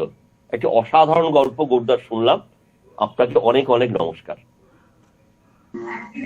আমি একটু অল্প কথা বলবো। হ্যাঁ, দেবাশিস বাবু বলুন। হ্যাঁ, নমস্কার। আমি প্রথম এই আপনাদের আসরে গল্প শুনতে এলাম। আমার নাম দেবাশিস মল্লিক। আমি আজকের যে 3টে গল্প শুনলাম তাতে খুব অল্প কথায় আমার মনে হয়েছে 3টে গল্পই শ্যামলী দি যা বলেছেন সেটা ঠিকই যে তিন ধরনের গল্প, কিন্তু আমি তিনটে গল্পেই 3 রকমের বিপন্নতা খুঁজে পেয়েছি। আমার অরিন্দম গোস্বামীর গল্পে যে জায়গাটা বিপন্ন করেছে দিশাকে, সেটা হলো যে বা পাঠককেও, কারণ আমাদের যে পারিবারিক সম্পর্কগুলো সেগুলো যে ধারণার উপর দাঁড়িয়ে থাকে, দিশার যে ত্রস্ত মনোভাব, তার মনের যে অস্বস্তি, সেগুলো যে ইঙ্গিত অরিন্দম দিচ্ছেন, সেখানে ওই সম্পর্কটাকে বিপন্ন করছে, শ্বশুর এবং বৌমার সম্পর্ক। শ্বশুর মশাই যে গল্প লেখেন, সেই গল্পের ভেতরে যে বিষয়বস্তুগুলো উঠে আসে সেগুলো দিশার কাছে খুবই অস্বস্তিকর হয়েছে। এবং গল্পের নাম অষ্টপ্রহর আমার মনে হয়েছে শুধু 24 ঘন্টার জীবনের, তার যে জীবন সেই জীবনের বর্ণনার জন্য নয়, এই অষ্টপ্রহর এই অস্বস্তিটার মধ্যে সে বাস করে। এবং যেভাবে সে ওই চা দেওয়ার সময় সকালে ডান হাত থেকে বাঁ হাতে চায়ের কাপ নিয়ে ডান হাতটা আঁচলে জড়িয়ে নেয়, ওই আঁচলে যেভাবে কোমরে জড়িয়ে নেয় আঁচলটা, সেই রকম ভাবে ওই অস্বস্তিটা তাকে সারা দিন ধরে তাকে জড়িয়ে থাকে, তারই এই অস্বস্তির আসঙ্গে থাকে বলেই বোধহয় অষ্টপ্রহর। দ্বিতীয় যে গল্পটি, সেটা আমার একেবারেই কাঁচির আত্মকথা মনে হয়নি। এখানেও বিপন্নতা আছে। আমাদের চারপাশে এমন অনেক মানুষ আছেন যারা খুবই অবহেলিত, তুচ্ছ হয়ে থাকেন, কিন্তু তারা বড় কাজের। প্রত্যেকেই তাদের কোনো না কোনো কাজের মুহূর্তে তাদের ডাক পড়ে, কিন্তু তারা কখনোই তাদের ওই সার্ভিসের, তাদের ওই পরিষেবার কোনো যোগ্য মর্যাদা সমাদর পান না। আসলে বোধহয় ওই মানুষের কথা বলা হচ্ছে, কারণ এটা যদি কাঁচির আত্মকথা হয় তাহলে এটা গল্প হয় না, এটা তাহলে ওই ছোটবেলায় আমাদের যে ওই আত্মকথা বিষয়ক রচনা হতো সেই রচনা হয়ে দাঁড়াতো, এটা আমার মনে হয়েছে। আর গৌরদার ঋণ গল্পটা, এখানেও কিন্তু বিপন্নতা আছে। সেই বিপন্নতা হলো তথাকথিত ভদ্রলোক শ্রেণীর বিপন্নতা।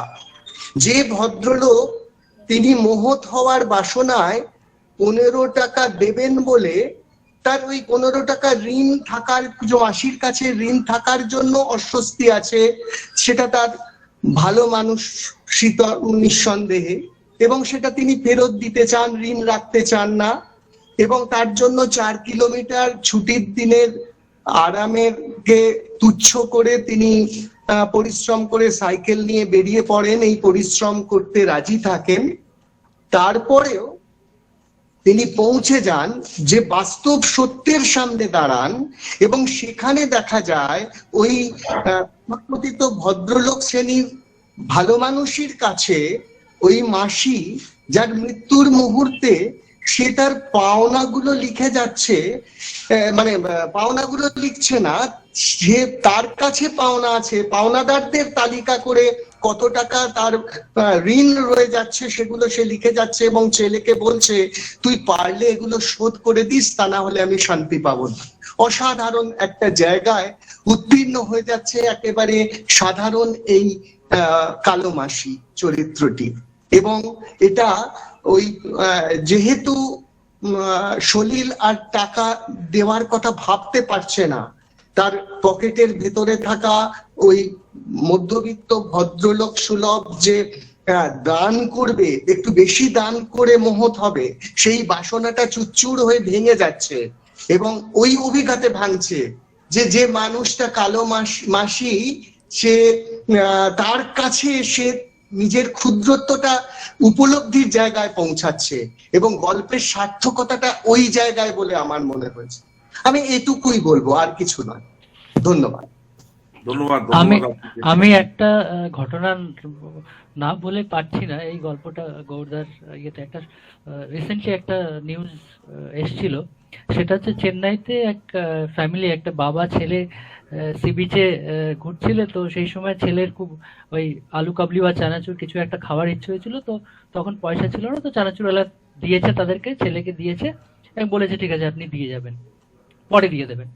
তো পরের দিন সেই বাবা ছেলে গিয়ে আর সেই চানাচুরওয়ালাকে পায়নি, তারা দিতে পারেনি এবং তারা একটা সময় ইউএসএ চলে যায়। সেই বাবা ছেলে 15 টাকার ধার ছিল এবং 15 বছর বাদে সেই ছেলে আর বাবা ফেরত আসে এবং সেই বাবা তার কোনো এক বন্ধুকে বলে সেই ভদ্রলোকের খোঁজ নিতে, কোনোভাবে তার খোঁজ নেয় এবং 15 বছর না 20 বছর বাদে তারা ফিরে আসেন এবং সেই চানাচুরওয়ালার লোকটির খোঁজ নিয়ে, তার বাড়ির খোঁজ নিয়ে তার বাড়িতে যায়।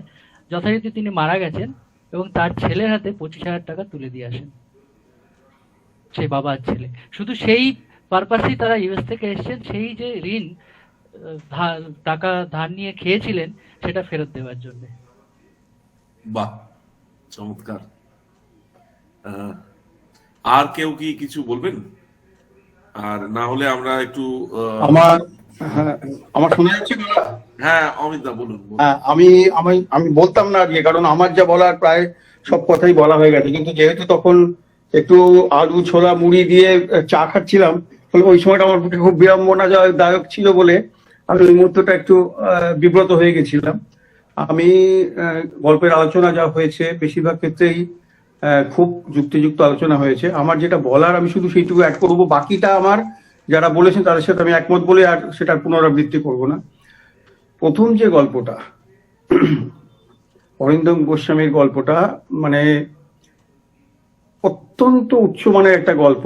আমার মনে হয়েছে গল্পের শৈলীটা, যেটা নীলাঞ্জনদা বলেছেন, অত্যন্ত উচ্চমানের শৈলী প্রকাশিত হয়েছে এবং শৈলীটা অনেকটা ভাস্কর্যের মতন। মানে উনি টুকরো টুকরো করে পাথরটাকে বাদ দিয়ে দিয়েছেন, পাথর বাদ দিয়ে দিয়ে শুধু একটা অবয়বটুকু রেখেছেন যেটুকু তিনি চেয়েছেন। সেইটুকুর জন্য কিন্তু এত বিভিন্নমুখী আলোচনা হলো। এই যে 3টে গল্পের আলোচনা হলো, তার মধ্যে সবচেয়ে বেশি ধরনের মতান্তর পাওয়া গেল কিন্তু ওই অরিন্দম গোস্বামীর গল্পে। এই কারণেই প্রথমত এটা সার্থক। আর দ্বিতীয় কথা যেটুকু আমি যোগ করব সেটা হচ্ছে যে এটার বহুমাত্রিকতা।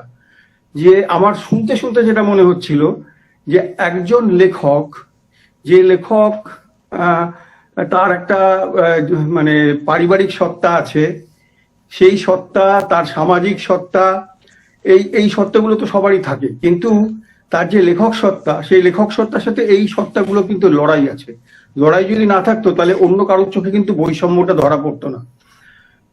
এই যে তিনি যেটা লিখছেন, সেই লেখাটা তার যে সামাজিক অবস্থান, তার যে বয়স এবং তার যে লেখার যে দৃষ্টিভঙ্গি, তার সাথে কিন্তু কোথাও একটা চমকে দিচ্ছে পাঠককে। তাই শুধু কিন্তু বৌমা কিন্তু মানে অস্বস্তিতে পড়ছেন বা আলোচনার বিষয় মনে করছেন তা না, তার ছেলের যারা অফিস দপ্তরে যারা সহকর্মী তারাও কিন্তু সমানভাবে সচকিত, কারণ তারাও ওই প্রশ্ন করছে। কয়েকজন অলরেডি প্রশ্ন করেছে, সেটাই সে কিন্তু স্ত্রীকে বলছে যে তুমি প্রথম করনি, সেজন্য আমি জানি যে বাবা কিছু একটা লিখেছে যেটা খুব স্বাভাবিক নয়, যেটা খুব কৌতূহল মানুষের তৈরি করছে।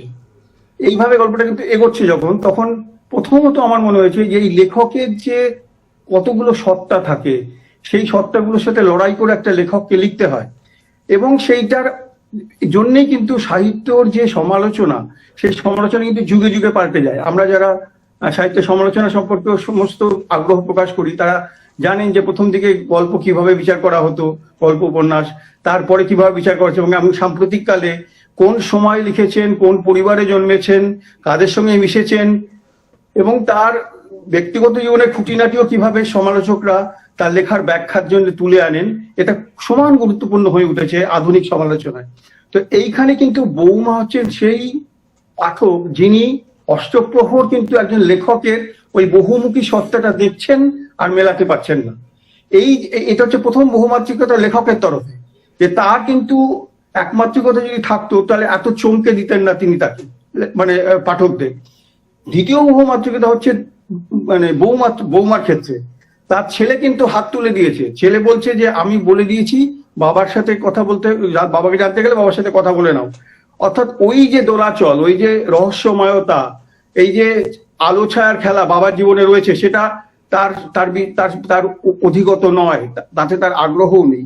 কিন্তু এই যে নীলানন্দ যেটা বললেন, প্রভৃতিও যেটা বললো, যে এই মহিলাও শিল্পী, তিনিও শিল্প চর্চা করছেন, শিল্পের মন আছে। শুধু তাই না, তার পর্যবেক্ষণ অত্যন্ত তীক্ষ্ণ। সে কিন্তু ক্রমাগত সংকেত দিয়ে যাচ্ছে, যদি অন্য কেউ তার কথাটা বোঝে। তার সবচেয়ে বড় সঙ্গীতার হচ্ছে স্বামী। স্বামীকে সে বলছে, দেখেছো বাবার টেবিলে একটা জেনের বই আছে, একটা অমুকের বই আছে। এই যে দুটো লেখকের কথা বলছেন, একটা জেনের কথা, একটা লাভেবল লাভস লেখক, ওটার নাম হচ্ছে মিলান কুন্দেরা। মিলান কুন্দেরা একটা বই, আর জেনের একটা বই আছে, লক্ষ্য করেছো? এই যে সাংকেতিক বলা, আমি যাকে প্রথমে বললাম যে গল্পটা ধ্রুপদী ভাস্কর্যের মতন বাদ দিতে দিতে গেছেন উনি, শুধু সংকেত দিয়ে গেছেন। ওইখানে সংকেতটা লুকিয়ে আছে যে লেখক মধ্যবিত্ত বাঙালি পরিবারে হতে পারেন, কিন্তু লেখার দর্শন হচ্ছে জেনে কিরকম। জেনে হচ্ছে, আমরা জানি যে প্রথম জীবনে অপরাধী হিসেবে দীর্ঘদিন জেলে কাটিয়েছে, একজন অপরাধ জগতের অত্যন্ত উচ্চ শ্রেণীর অপরাধী। তিনি কিন্তু যখন পরিবর্তিত জীবনে এলেন, তখন কিন্তু জীবনটা পুরো পাল্টে গেল। দুটো জগৎকে তিনি দেখেছেন। এইভাবে জেনে এবং মিলান কুন্দেরার যে মানে উল্লেখ করা হলো, তার মাধ্যমে কিন্তু বৌমা বোঝাতে চাইছেন যে বাবার এই যে দিকগুলো, যে ইনি হতে পারেন বাঙালি মধ্যবিত্ত, কিন্তু উনি কিন্তু ওই আন্তর্জাতিকতায় আছেন, যেখানে কিন্তু মানে আমাদের তথাকথিত শালীনতা, তথাকথিত রুচি, এগুলোর বাইরেও যে সত্য সন্ধান, সেটা যেটা জেনে করেছেন, মিলন কুন্দেরা করেছেন এবং প্রবল প্রশংসিত এবং সমালোচিত হয়েছেন, সেই জায়গাতে এসে কিন্তু এত কাছে থেকে আমরা আমরা আমরা সবসময় একটা কথাটা হালকা কথার ছলে বলে থাকি যে শিল্পীকে দূর থেকে দেখাই ভালো। শিল্পকে দেখো তুমি, কিন্তু শিল্পী কিন্তু শিল্পের মতো অত গ্রহণীয় নাও হতে পারে।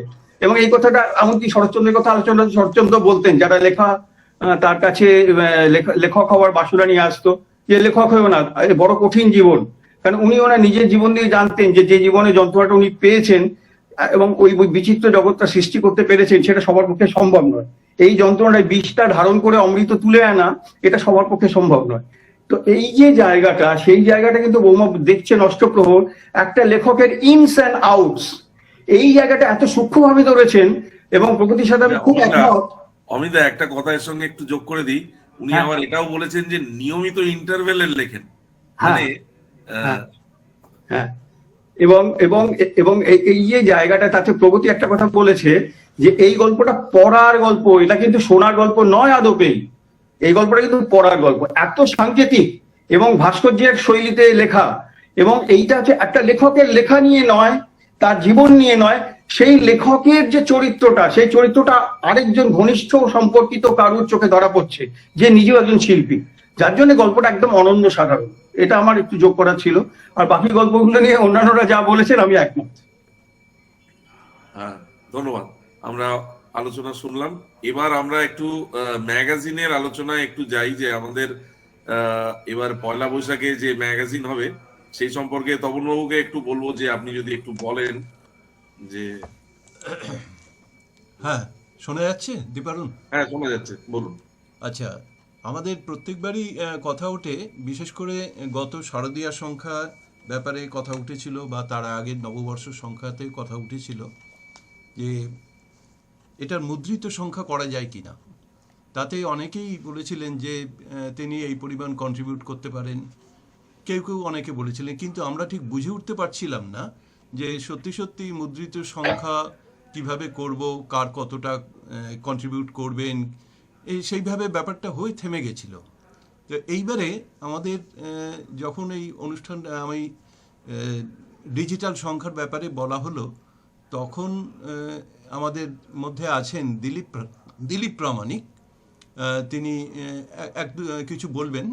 তো তিনি এখন বলেছিলেন যে গতবার যে শারদীয়া সংখ্যা বেরোলো, সেটার মুদ্রিত সংখ্যার ব্যাপারে কি হলো। তো তখন আমি কিছু বলতে পারিনি, এই কারণেই বলতে পারিনি যে সত্যি আমার বলার মতন কিছু ছিল না, আমি বলার মতন অবস্থাও ছিলাম না, আর সত্যি কোনো জানা ছিল না যে কি বলবো, তা চুপচাপই ছিলাম।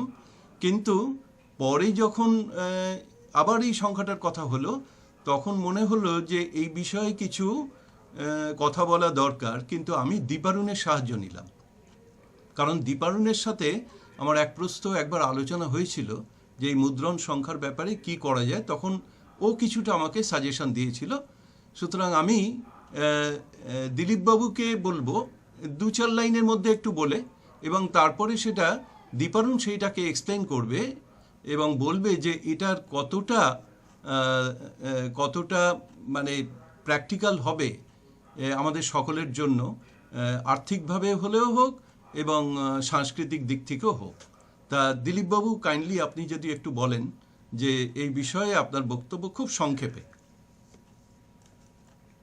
সবাইকে সান্ধ্য অভিনন্দন জানাচ্ছি। আচ্ছা, আমি একটুখানি ইন্টারাপ্ট করছি শুরুতে, এক লাইন একটু বলে নিই। সেটা হচ্ছে দিলীপ প্রামাণিক কিন্তু আমাদের গল্পে আগেও এসছেন বহুবার। তো তিনি কিন্তু ডায়মন্ড হারবারে থাকেন, এবং আগে একবার আমি বলেছিলাম, তবু আরেকবার বলি যে দিলীপবাবু কিন্তু কবি মানুষ, এবং তিনি কিন্তু ট্রেন চালান। এটা একটা সাংঘাতিক ব্যাপার। তিনি কিন্তু দূরপাল্লার ট্রেন চালাতেন এক সময়, এবং এখন কিন্তু লোকাল ট্রেন চালান, আমি যতদূর জানি। সুতরাং ট্রেন চালক এবং কবি, এটা ঠিক আমার ধারণার মধ্যে নেই। যাই হোক, দিলীপবাবু আপনি বলুন। সবাইকে আবার অভিনন্দন জানাচ্ছি। আমি আপনাদের গল্প পাঠের আসলে নিয়মিত শ্রোতা। পাঠ প্রতিক্রিয়া দেওয়ার মতন সেরকম সুযোগ আসে না, কারণ দেখি প্রত্যেকেই অনেক কিছু বলেন, ভালো ভালো কথাই বলেন, কিন্তু আমার একটা ব্যক্তিগত অভিমত রয়েছে।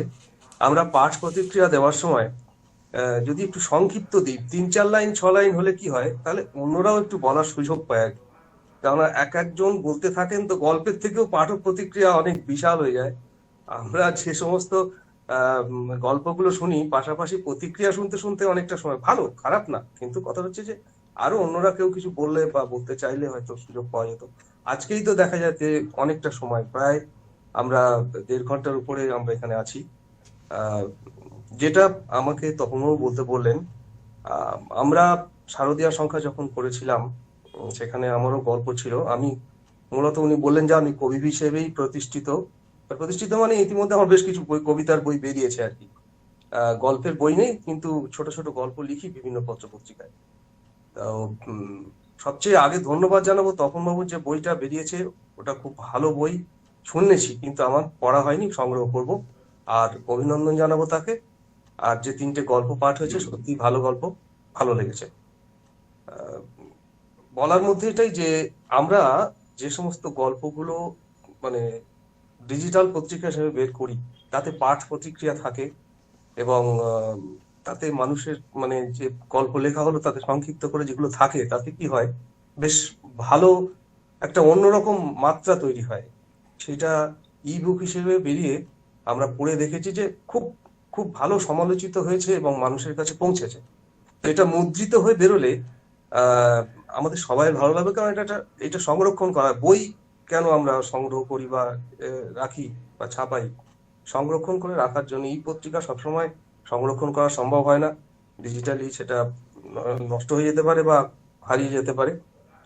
তো আমাদের যে শারদীয় সংখ্যাটা হয়েছিল, ওটা যদি মুদ্রিত আকারে বের করা যায় এই পত্রিকাটি, তাহলে আমি দীপারণ বাবুর সঙ্গে কথা বলতে বলেছেন তপন বাবু, আমি দীপারণ বাবুকে ব্যাপারটা হাইলাইট করতে বলবো। অর্থনৈতিক দিক দিয়ে সহযোগিতা করার ক্ষেত্রে আমি আছি আপনাদের সঙ্গে, যতটা যেভাবে হয়, আর সবাই মিলে করলে বা আমি তার অংশ নিতে পারলে আমি খুশি হব। আমি চাইছি যে এই যেগুলো ই পত্রিকা বেরোচ্ছে আমাদের সবই পত্রিকাগুলোই মুদ্রিত আকারে হলে কি হবে, ধরুন আগামী বই মেলা আসছে বা আগামী তারপরে বই মেলা বা কোনো ধরনের জায়গায় আমাদের এই গল্প পাঠের আসর, তার ব্যানারে যে বইগুলো যদি থাকে, সেখানে আমাদেরও একটা সবাই মেলামেশারও সুযোগ থাকে, আর তার একটা মূল্যায়নও হয় মানুষের কাছে। এটা মুদ্রিত বই হিসেবে গেলে আমাদের ভালো লাগবে এবং পাঠকের কাছেও আমাদের একটা আলাদা পরিচিতি তৈরি হবে। এই আমরা 30 জন 35 জনের একটা যে গ্রুপ আলোচনা করি প্রতিনিয়ত বা কথাবার্তা হয়, তার বাইরেও একটা পরিমণ্ডল বা পরিধি তৈরি হয়। হয়তো আমরা অনেকেই বিভিন্ন পত্রপত্রিকায় লেখালেখি করি, কিন্তু একটা মুদ্রিত বই হিসাবে যদি আমাদের সামনে আসে বা পাঠকের কাছে পৌঁছয়, তার গুরুত্ব পাওয়া যাবে বলে আমার মনে হয়। ধন্যবাদ। হ্যাঁ, দিলীপ বাবু আপনি বললেন, আসলে আমরা যেগুলো ইতিপূর্বে যে কয়েকটি করেছি, সেগুলোর ফিডব্যাক তো খুব ভালো পেয়েছি, এবং সেটাকে একটা প্রিন্ট করে ডকুমেন্টেশন করা নিশ্চয়ই সেটাই উদ্দেশ্য হওয়া উচিত। প্রথমে তপনবাবুর সঙ্গে আমার যেটা আলোচনা করেছিলাম যে বই ছাপানো তো নিশ্চয়ই ভালো জিনিস, কারণ সেটাই উদ্দেশ্য, কিন্তু কথা হচ্ছে যে কোভিড এর সময় কি করে ছাপানো হবে, কাকে পৌঁছানো হবে, একটা এই লজিস্টিকের ব্যাপার আমাদের ছিল। তো সেটা আশা করি আগামী দিনে ধীরে ধীরে এই ব্যাপারটা কমে গেলে আমরা যদি সবাই উৎসাহী হন তাহলে আমরা এইদিকে যেতে পারি। তো সেক্ষেত্রে আমাদের একটা জিনিস চিন্তা করতে হবে যে আমরা কি জন্য ছাপাবো, এই বইটা কি শুধুমাত্র আমাদের ডকুমেন্টেশনের জন্য, নাকি এটা আমরা কমার্শিয়ালি বিক্রি করব। কমার্শিয়ালি বিক্রি করতে গেলে সেই ছাপানোর ব্যাপারটা কিরকম ভাবে হয় সেটা আমাদের এখানে প্রগতিদা আছেন, তিনি আরো অভিজ্ঞ লোক, তার রেজিস্ট্রেশন নেওয়া, তার এই করা ওই করা অনেক রকম ব্যাপার আছে, উনি আরো ভালো জানেন এগুলো। তো আমার বক্তব্য হচ্ছে যে এইগুলো সবকিছু একটু চিন্তা ভাবনা করে আমাদের এগোতে হবে। যদি আমরা নিজেদের ডকুমেন্টেশনের জন্য করি, বন্ধু বান্ধবদের সার্কুলেট করার জন্য করি, তাহলে নিশ্চয়ই করা যেতে পারে। আর যদি আমাদের আমরা কমার্শিয়ালি ব্যাপারটা চিন্তা করি আগামী দিনে, তাহলে আমাদের আরেকটুখানি চিন্তা ভাবনা করে যারা এই ব্যাপারে অভিজ্ঞ, আমিও অতটা অভিজ্ঞ নই, যারা আরো অভিজ্ঞ তাদের সঙ্গে কথাবার্তা বলে, ফান্ডিং এর ব্যাপার তো নিশ্চয়ই একটা আছে, কিভাবে ফান্ডিং অ্যারেঞ্জ হবে, কিভাবে ডিস্ট্রিবিউট হবে, কিভাবে বিক্রি হবে, সেইগুলো আরেকটু আলোচনা করার বিষয়। এই সম্পর্কে যদি আর কেউ কিছু বলেন তাহলে আমরা একটু বুঝতে পারবো আর কি যে আমরা সঠিক চিন্তা করছি কিনা। আমি কিছু কথা বলতে পারি কি? হ্যাঁ, নিশ্চয়ই বলুন। আমার কথাগুলো শুনে আমার মনে হলো, দেখুন দুটো জিনিস আছে ব্যাপারে। একটা হচ্ছে আমাদের মিশনটা কি, আমাদের ভিশনটা কি। আমাদের প্রথম ভিশনটা হচ্ছে যে আমরা নিজেদের মধ্যে একটা কাব্য চর্চা নিয়ে জীবনটাকে সুন্দরভাবে যাতে কাটাতে পারি, একে অপরের মনে যা কিছুই আমরা প্রফেশনালি বোধহয় কিছুই এখান থেকে উপলব্ধি করতে চাইছি না। সেটা যদি না হয় তাহলে ছাপাবার প্রশ্নটা আসার কোনো দরকার আছে বলে মনে হয় না। তবে হ্যাঁ, এটা কোনো সাইক্লোস্টাইল জাতীয় জিনিস কিছু করে বা কোনো জায়গায় যদি আমাদের বিভিন্নভাবে বিতরণ করা যায় আমাদের সদস্যদের মধ্যে, সেই কথা চিন্তা করা যেতে পারে। যেমন এমন প্রিন্টিং প্রেসে এমনও হয় যে আপনি না ছাপালেও আপনাকে ডিজিটালি কিছু কপি হয়তো তারা করে দিতে পারে, তার জন্য খুব অল্প চার্জ তারা নেয়। সেইভাবে করলে পরে আমার মনে হয়, চিন্তা করে আমাদের মধ্যে নিশ্চয়ই অনেকে আছেন এ বিষয়ে অনেক বেশি জানেন এবং তারা ভালো ব্যাখ্যা দিতে পারবেন। তবে কমার্শিয়াল জিনিসটা আমার মনে হয় আমরা এটা ডিজিটাল সংখ্যা করি, ডিজিটাল সংখ্যা আমরা পিডিএফ কপি করি, সবাইকে সার্কুলেট করি এবং সকলে সেটা আবার তাদের বন্ধু বান্ধবদেরও সার্কুলেট করেন। কিন্তু পিডিএফ এ যেটা সমস্যা হয়, আমি কয়েকজনের সঙ্গে কথা বলে বুঝেছি, সেটা হচ্ছে যে সবাই অতটা মানে ওই টেক সাইভি নন, তো এগুলো তলিয়ে যায় আর কি। হঠাৎ মনে হলো আরে ওই নীলাঞ্জন চট্টোপাধ্যায় যে গল্পটা লিখেছিলেন পুজো সংখ্যায় আরেকবার পড়লে হতো, তো তখন সেইটা আর খুঁজে পাওয়া যায় না যে প্রগতি মাইতির ওই গল্পটা কি করে পাওয়া যায়। তখন এইগুলো মানুষ আজকাল পড়ার মুখ হয়ে গেছে পড়তে, বই পড়াটাই অনেক আগে আমাদের সময় দেখেছি আমাদের যে কোনো প্রেজেন্টেশনে আমরা বই প্রেজেন্ট করতাম, সেটাই সব থেকে খুব মানে ইয়ে ছিল, প্রেশাস ছিল। আজকাল এমনকি ডিজিটাল সবকিছু ব্যবস্থা হয়ে যাওয়াতে মানুষ বিভিন্নভাবে তাদের এন্টারটেনমেন্টটা করে নিচ্ছে, বলে বই পড়ার মুখটা হয়ে যাচ্ছে ভীষণ রকম ভাবে। সেই এই কথা মানতেই হবে যে আমাদের ফোন গল্পের আসর যেটা, তার মূল উদ্দেশ্য হচ্ছে যে আমরা লিখছি, আমরা শিখছি, আমরা যারা ইয়াং আছি তারা তো প্রতিনিয়ত আমাদের সিনিয়রদের থেকে শিখছি। আর সিনিয়রদেরও আর একটা ব্যাপার আছে বলে আমার মনে হয় যে তারা লিখলেন, আজকাল খবরের কাগজে বা বিভিন্ন পত্র পত্রিকায় বাণিজ্যিক কাগজে লিখলে ঠিক ফিডব্যাকটা পাওয়া যায় না যে কেমন লাগলো। তো এইটা হয়তো একটা ফিডব্যাক পাওয়ার জায়গা, যেরকম ভাবে আমাদের আর কি চলছে। আর একটা নিজেদের মধ্যে আলোচনা করা কিছু সময়, এই যে আলোচনা সভাটাই খুব ভালো লাগলো আমার, যে এখানে ডকুমেন্টেশন করার ব্যাপারে আমরা কি এগোনো উচিত কি উচিত না, এইটাই আর কি একটা আলোচনার বিষয়। এটাই আলোচনা হওয়া উচিত। আমার মনে হয়েছে তাহলে তো বই ছাপা বন্ধ হয়ে যাওয়া উচিত, বই তাহলে তো ছাপা বন্ধ হয়ে যাওয়া উচিত। দিলীপ বাবু, আমরা একটু প্রগতিরা কিছু বলছেন, একটু শুনে নিই আমরা। আচ্ছা, আমি দীপারুণ এবং তপন বাবু দুজনকেই বলছি, এর প্রোডাকশনের টোটাল দায়িত্ব আমি নিতে পারি। হ্যাঁ, মানে তার প্রেস, তার কভার, এই সমস্ত ব্যাপারগুলো আমি দায়িত্ব নিতে পারি। আর মার্কেট হবে আমাদের কোন গল্পের আসলে আজকের অন্তত পাঠের আসলে যে উপস্থিতি আমি লক্ষ্য করলাম, প্রায় 40 সম্ভবত এক সময় ছিল। তো 46। আমরা 40 জন যদি 5টা করেও বই বিক্রির দায়িত্ব নিই, এটা not a matter of joke. আর পাতিরাম আছে, কলকাতা বই মেলায় ইস্কার তো থাকেই, প্লাস অন্যান্য অনেক ভাতৃপ্রতিম সংগঠনগুলো আছে, পত্রিকাগুলো আছে, সেখানে আমরা ডিসপ্লে করতে পারি। শুরু হোক, মানে হতাশার কোনো জায়গায়, কিন্তু এর মানে একটা ডকুমেন্টেশন থাকা দরকার আর কি। ডিজিটাল আর কোনো ব্যাপারই নয় আর কি। আর এই করোনা কতদিন থাকবে, এরপর আমাদের বিভিন্ন জেলা বইমেলা ইস্কা যায়, সেখানেও পত্রপত্রিকা আমরা নিয়ে যেতে পারবো, কোনো অসুবিধা নেই আর কি। এইটুকু আমি আমার তরফ থেকে বললাম আর কি। আচ্ছা, আর কেউ যদি কোনো মতামত দেন একটু শুনি। যদি এবার চলে যাবে, আমি ছেড়ে দিচ্ছি, কেমন? হ্যাঁ, ঠিক আছে, ঠিক আছে। সবাইকে নমস্কার। আর যদি কেউ কিছু বলেন, তা না হলে আমরা পরে। শ্যামলী আচার্য মনে হয় কিছু বলবে, ভেসে উঠে আবার চলে গেলেন।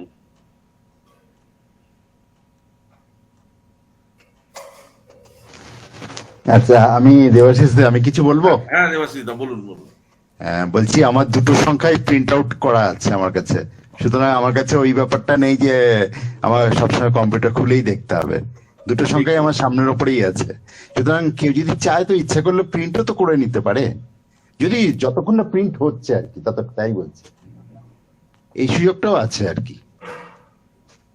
আর প্রগতিদার কথা তো সত্যিই শুনতে হবে, মানে উনি তো এই জগতে অনেকদিন ধরে আছেন, উনি তো সাহায্য করতেই পারেন, কিন্তু যতক্ষণ না প্রিন্ট হচ্ছে আমরা এই সুযোগটাও নিতে পারি আর কি। ঠিক বলেছেন। না মানে একটা তো হচ্ছে ডকুমেন্ট করে নিজেদের মধ্যে ডিস্ট্রিবিউট করা, সেটা যে কোনো সময় আমরা করতে পারি।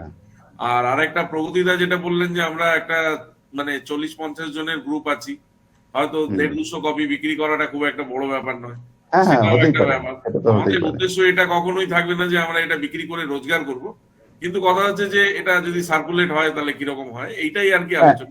না, এটার মধ্যে একটা বৈশিষ্ট্য আছে, যেটা হচ্ছে অন্য সব জায়গাতে শুধু গল্প আর কবিতা ছাপা হয়, কিন্তু এখানে যে আলোচনাটা থাকে এটা একটা ভীষণ বড় জিনিস।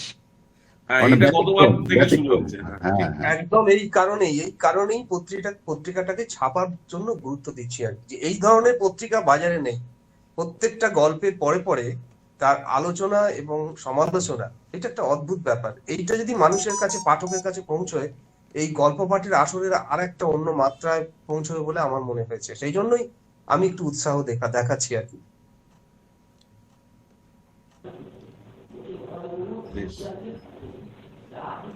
অরিন্দম দা কিছু বলছেন কি? আপনার মিউট আছে অরিন্দম দা, মিউট আছে। হ্যাঁ, এটা খুবই একটা ভালো এবং খুবই দরকারি আমার মনে হয়েছে, যে যদি এরকম আমরা সত্যি একটা করতে পারি, হোক না, বাজারে পত্রিকা আছে বলে কি আর একটা পত্রিকা হয় না? আর যেহেতু এর একটা নতুনত্বের দিকও আছে, আমার তো আলোচনাগুলো খুবই মানে গুরুত্বপূর্ণ, খুবই দামি মনে হয়। সেই জন্যে আমার মনে হয়েছে যে এরকম একটা হওয়ার নিশ্চয়ই একটা অবকাশ আছে, এবং তার জন্য আমরা সবাই যদি এগিয়ে আসি নিজের মতো করে, তাহলে এটা করা যেতে পারে বলে মনে হয়। এটাই বলবো। ঠিক আছে, তবুও তাহলে আমরা মোটামুটি এরকম আর কি একটা ফিডব্যাক পাচ্ছি যে মানে উদ্যোগটা নিলে সেটা খারাপ হবে না, ভালোই হবে। তো তারপরে আপনি আরেকটু আলোচনা করে তারপরে দেখুন যে যদি আমরা নববর্ষ সংখ্যা এরকম শুরু করতে পারি একটা, আমরা প্রথম করে দেখলাম যে কিরকম হচ্ছে, সকলের ভালো লাগছে কিনা, তারপরে পরবর্তী সংখ্যা সেরকম ভাবে দেখা যেতে পারে। বা আমরা যেহেতু বছরে এখন দুটো সংখ্যা বার করি, একটা আমরা মুদ্রিত করলাম, একটা আমরা পিডিএফ করলাম, এরকম ভাবেও দেখতে পারি আমরা। ঠিক আছে, আজকে তো একতরফ আলোচনা হলো এবং তার মধ্যে থেকে মোটামুটি ভাবে মুদ্রিত সংখ্যা করা যেতে পারে এরকম একটা অবস্থায় আসা গেল। তো একটা ধাপ হলো, এরপরে আমরা একটু ডিটেলে আলোচনা করব। তো আপাতত দুটো কথা বলি। একটা হচ্ছে যে আজকে বা ক্রমশ যে গল্প সব পড়া হচ্ছে এবং তার থেকে যে সমস্ত আলোচনা বেরোচ্ছে, তাতে করে আমি তো মানে নির্বাক হয়ে শুনছিলাম যে আলোচনা কীরকম মাত্রায় যেতে পারে। সুতরাং আলোচনা যদি কারুর ক্ষেত্রে যদি একটু দীর্ঘ হয়, সেটাও কিন্তু গল্পের থেকে গল্পের তুলনায় কম কিছু নয়, সেটা অনেক ভালো, মানে অনেক বেশি দরকারি বোধহয় আমাদের লেখালেখির জন্য। এটা একটা দিক। আর 2 নম্বর হচ্ছে আমাদের যে সংখ্যাটা নববর্ষ 1429 সংখ্যাটা বেরোবে, তার জন্য অলরেডি আমরা 20টা লেখা পেয়েছি, 20 জনের গল্প পেয়েছি। তো আমরা আশা করছি, আজকে হচ্ছে 23 তারিখ, আপনারা খুব তাড়াতাড়ি লেখাগুলো দিয়ে দিন যারা দেননি এখনো। তো এই একটা দিক আছে, এবং তারপরে আমরা মুদ্রিত সংখ্যার ব্যাপারটা নিশ্চয়ই পরবর্তী আলোচনায় আমরা রাখার চেষ্টা করছি। আপাতত আজকে এই পর্যন্তই। শুভরাত্রি, সবাই খুব ভালো থাকবেন। অনেক অনেক ধন্যবাদ। শুভরাত্রি সকল। শুভরাত্রি।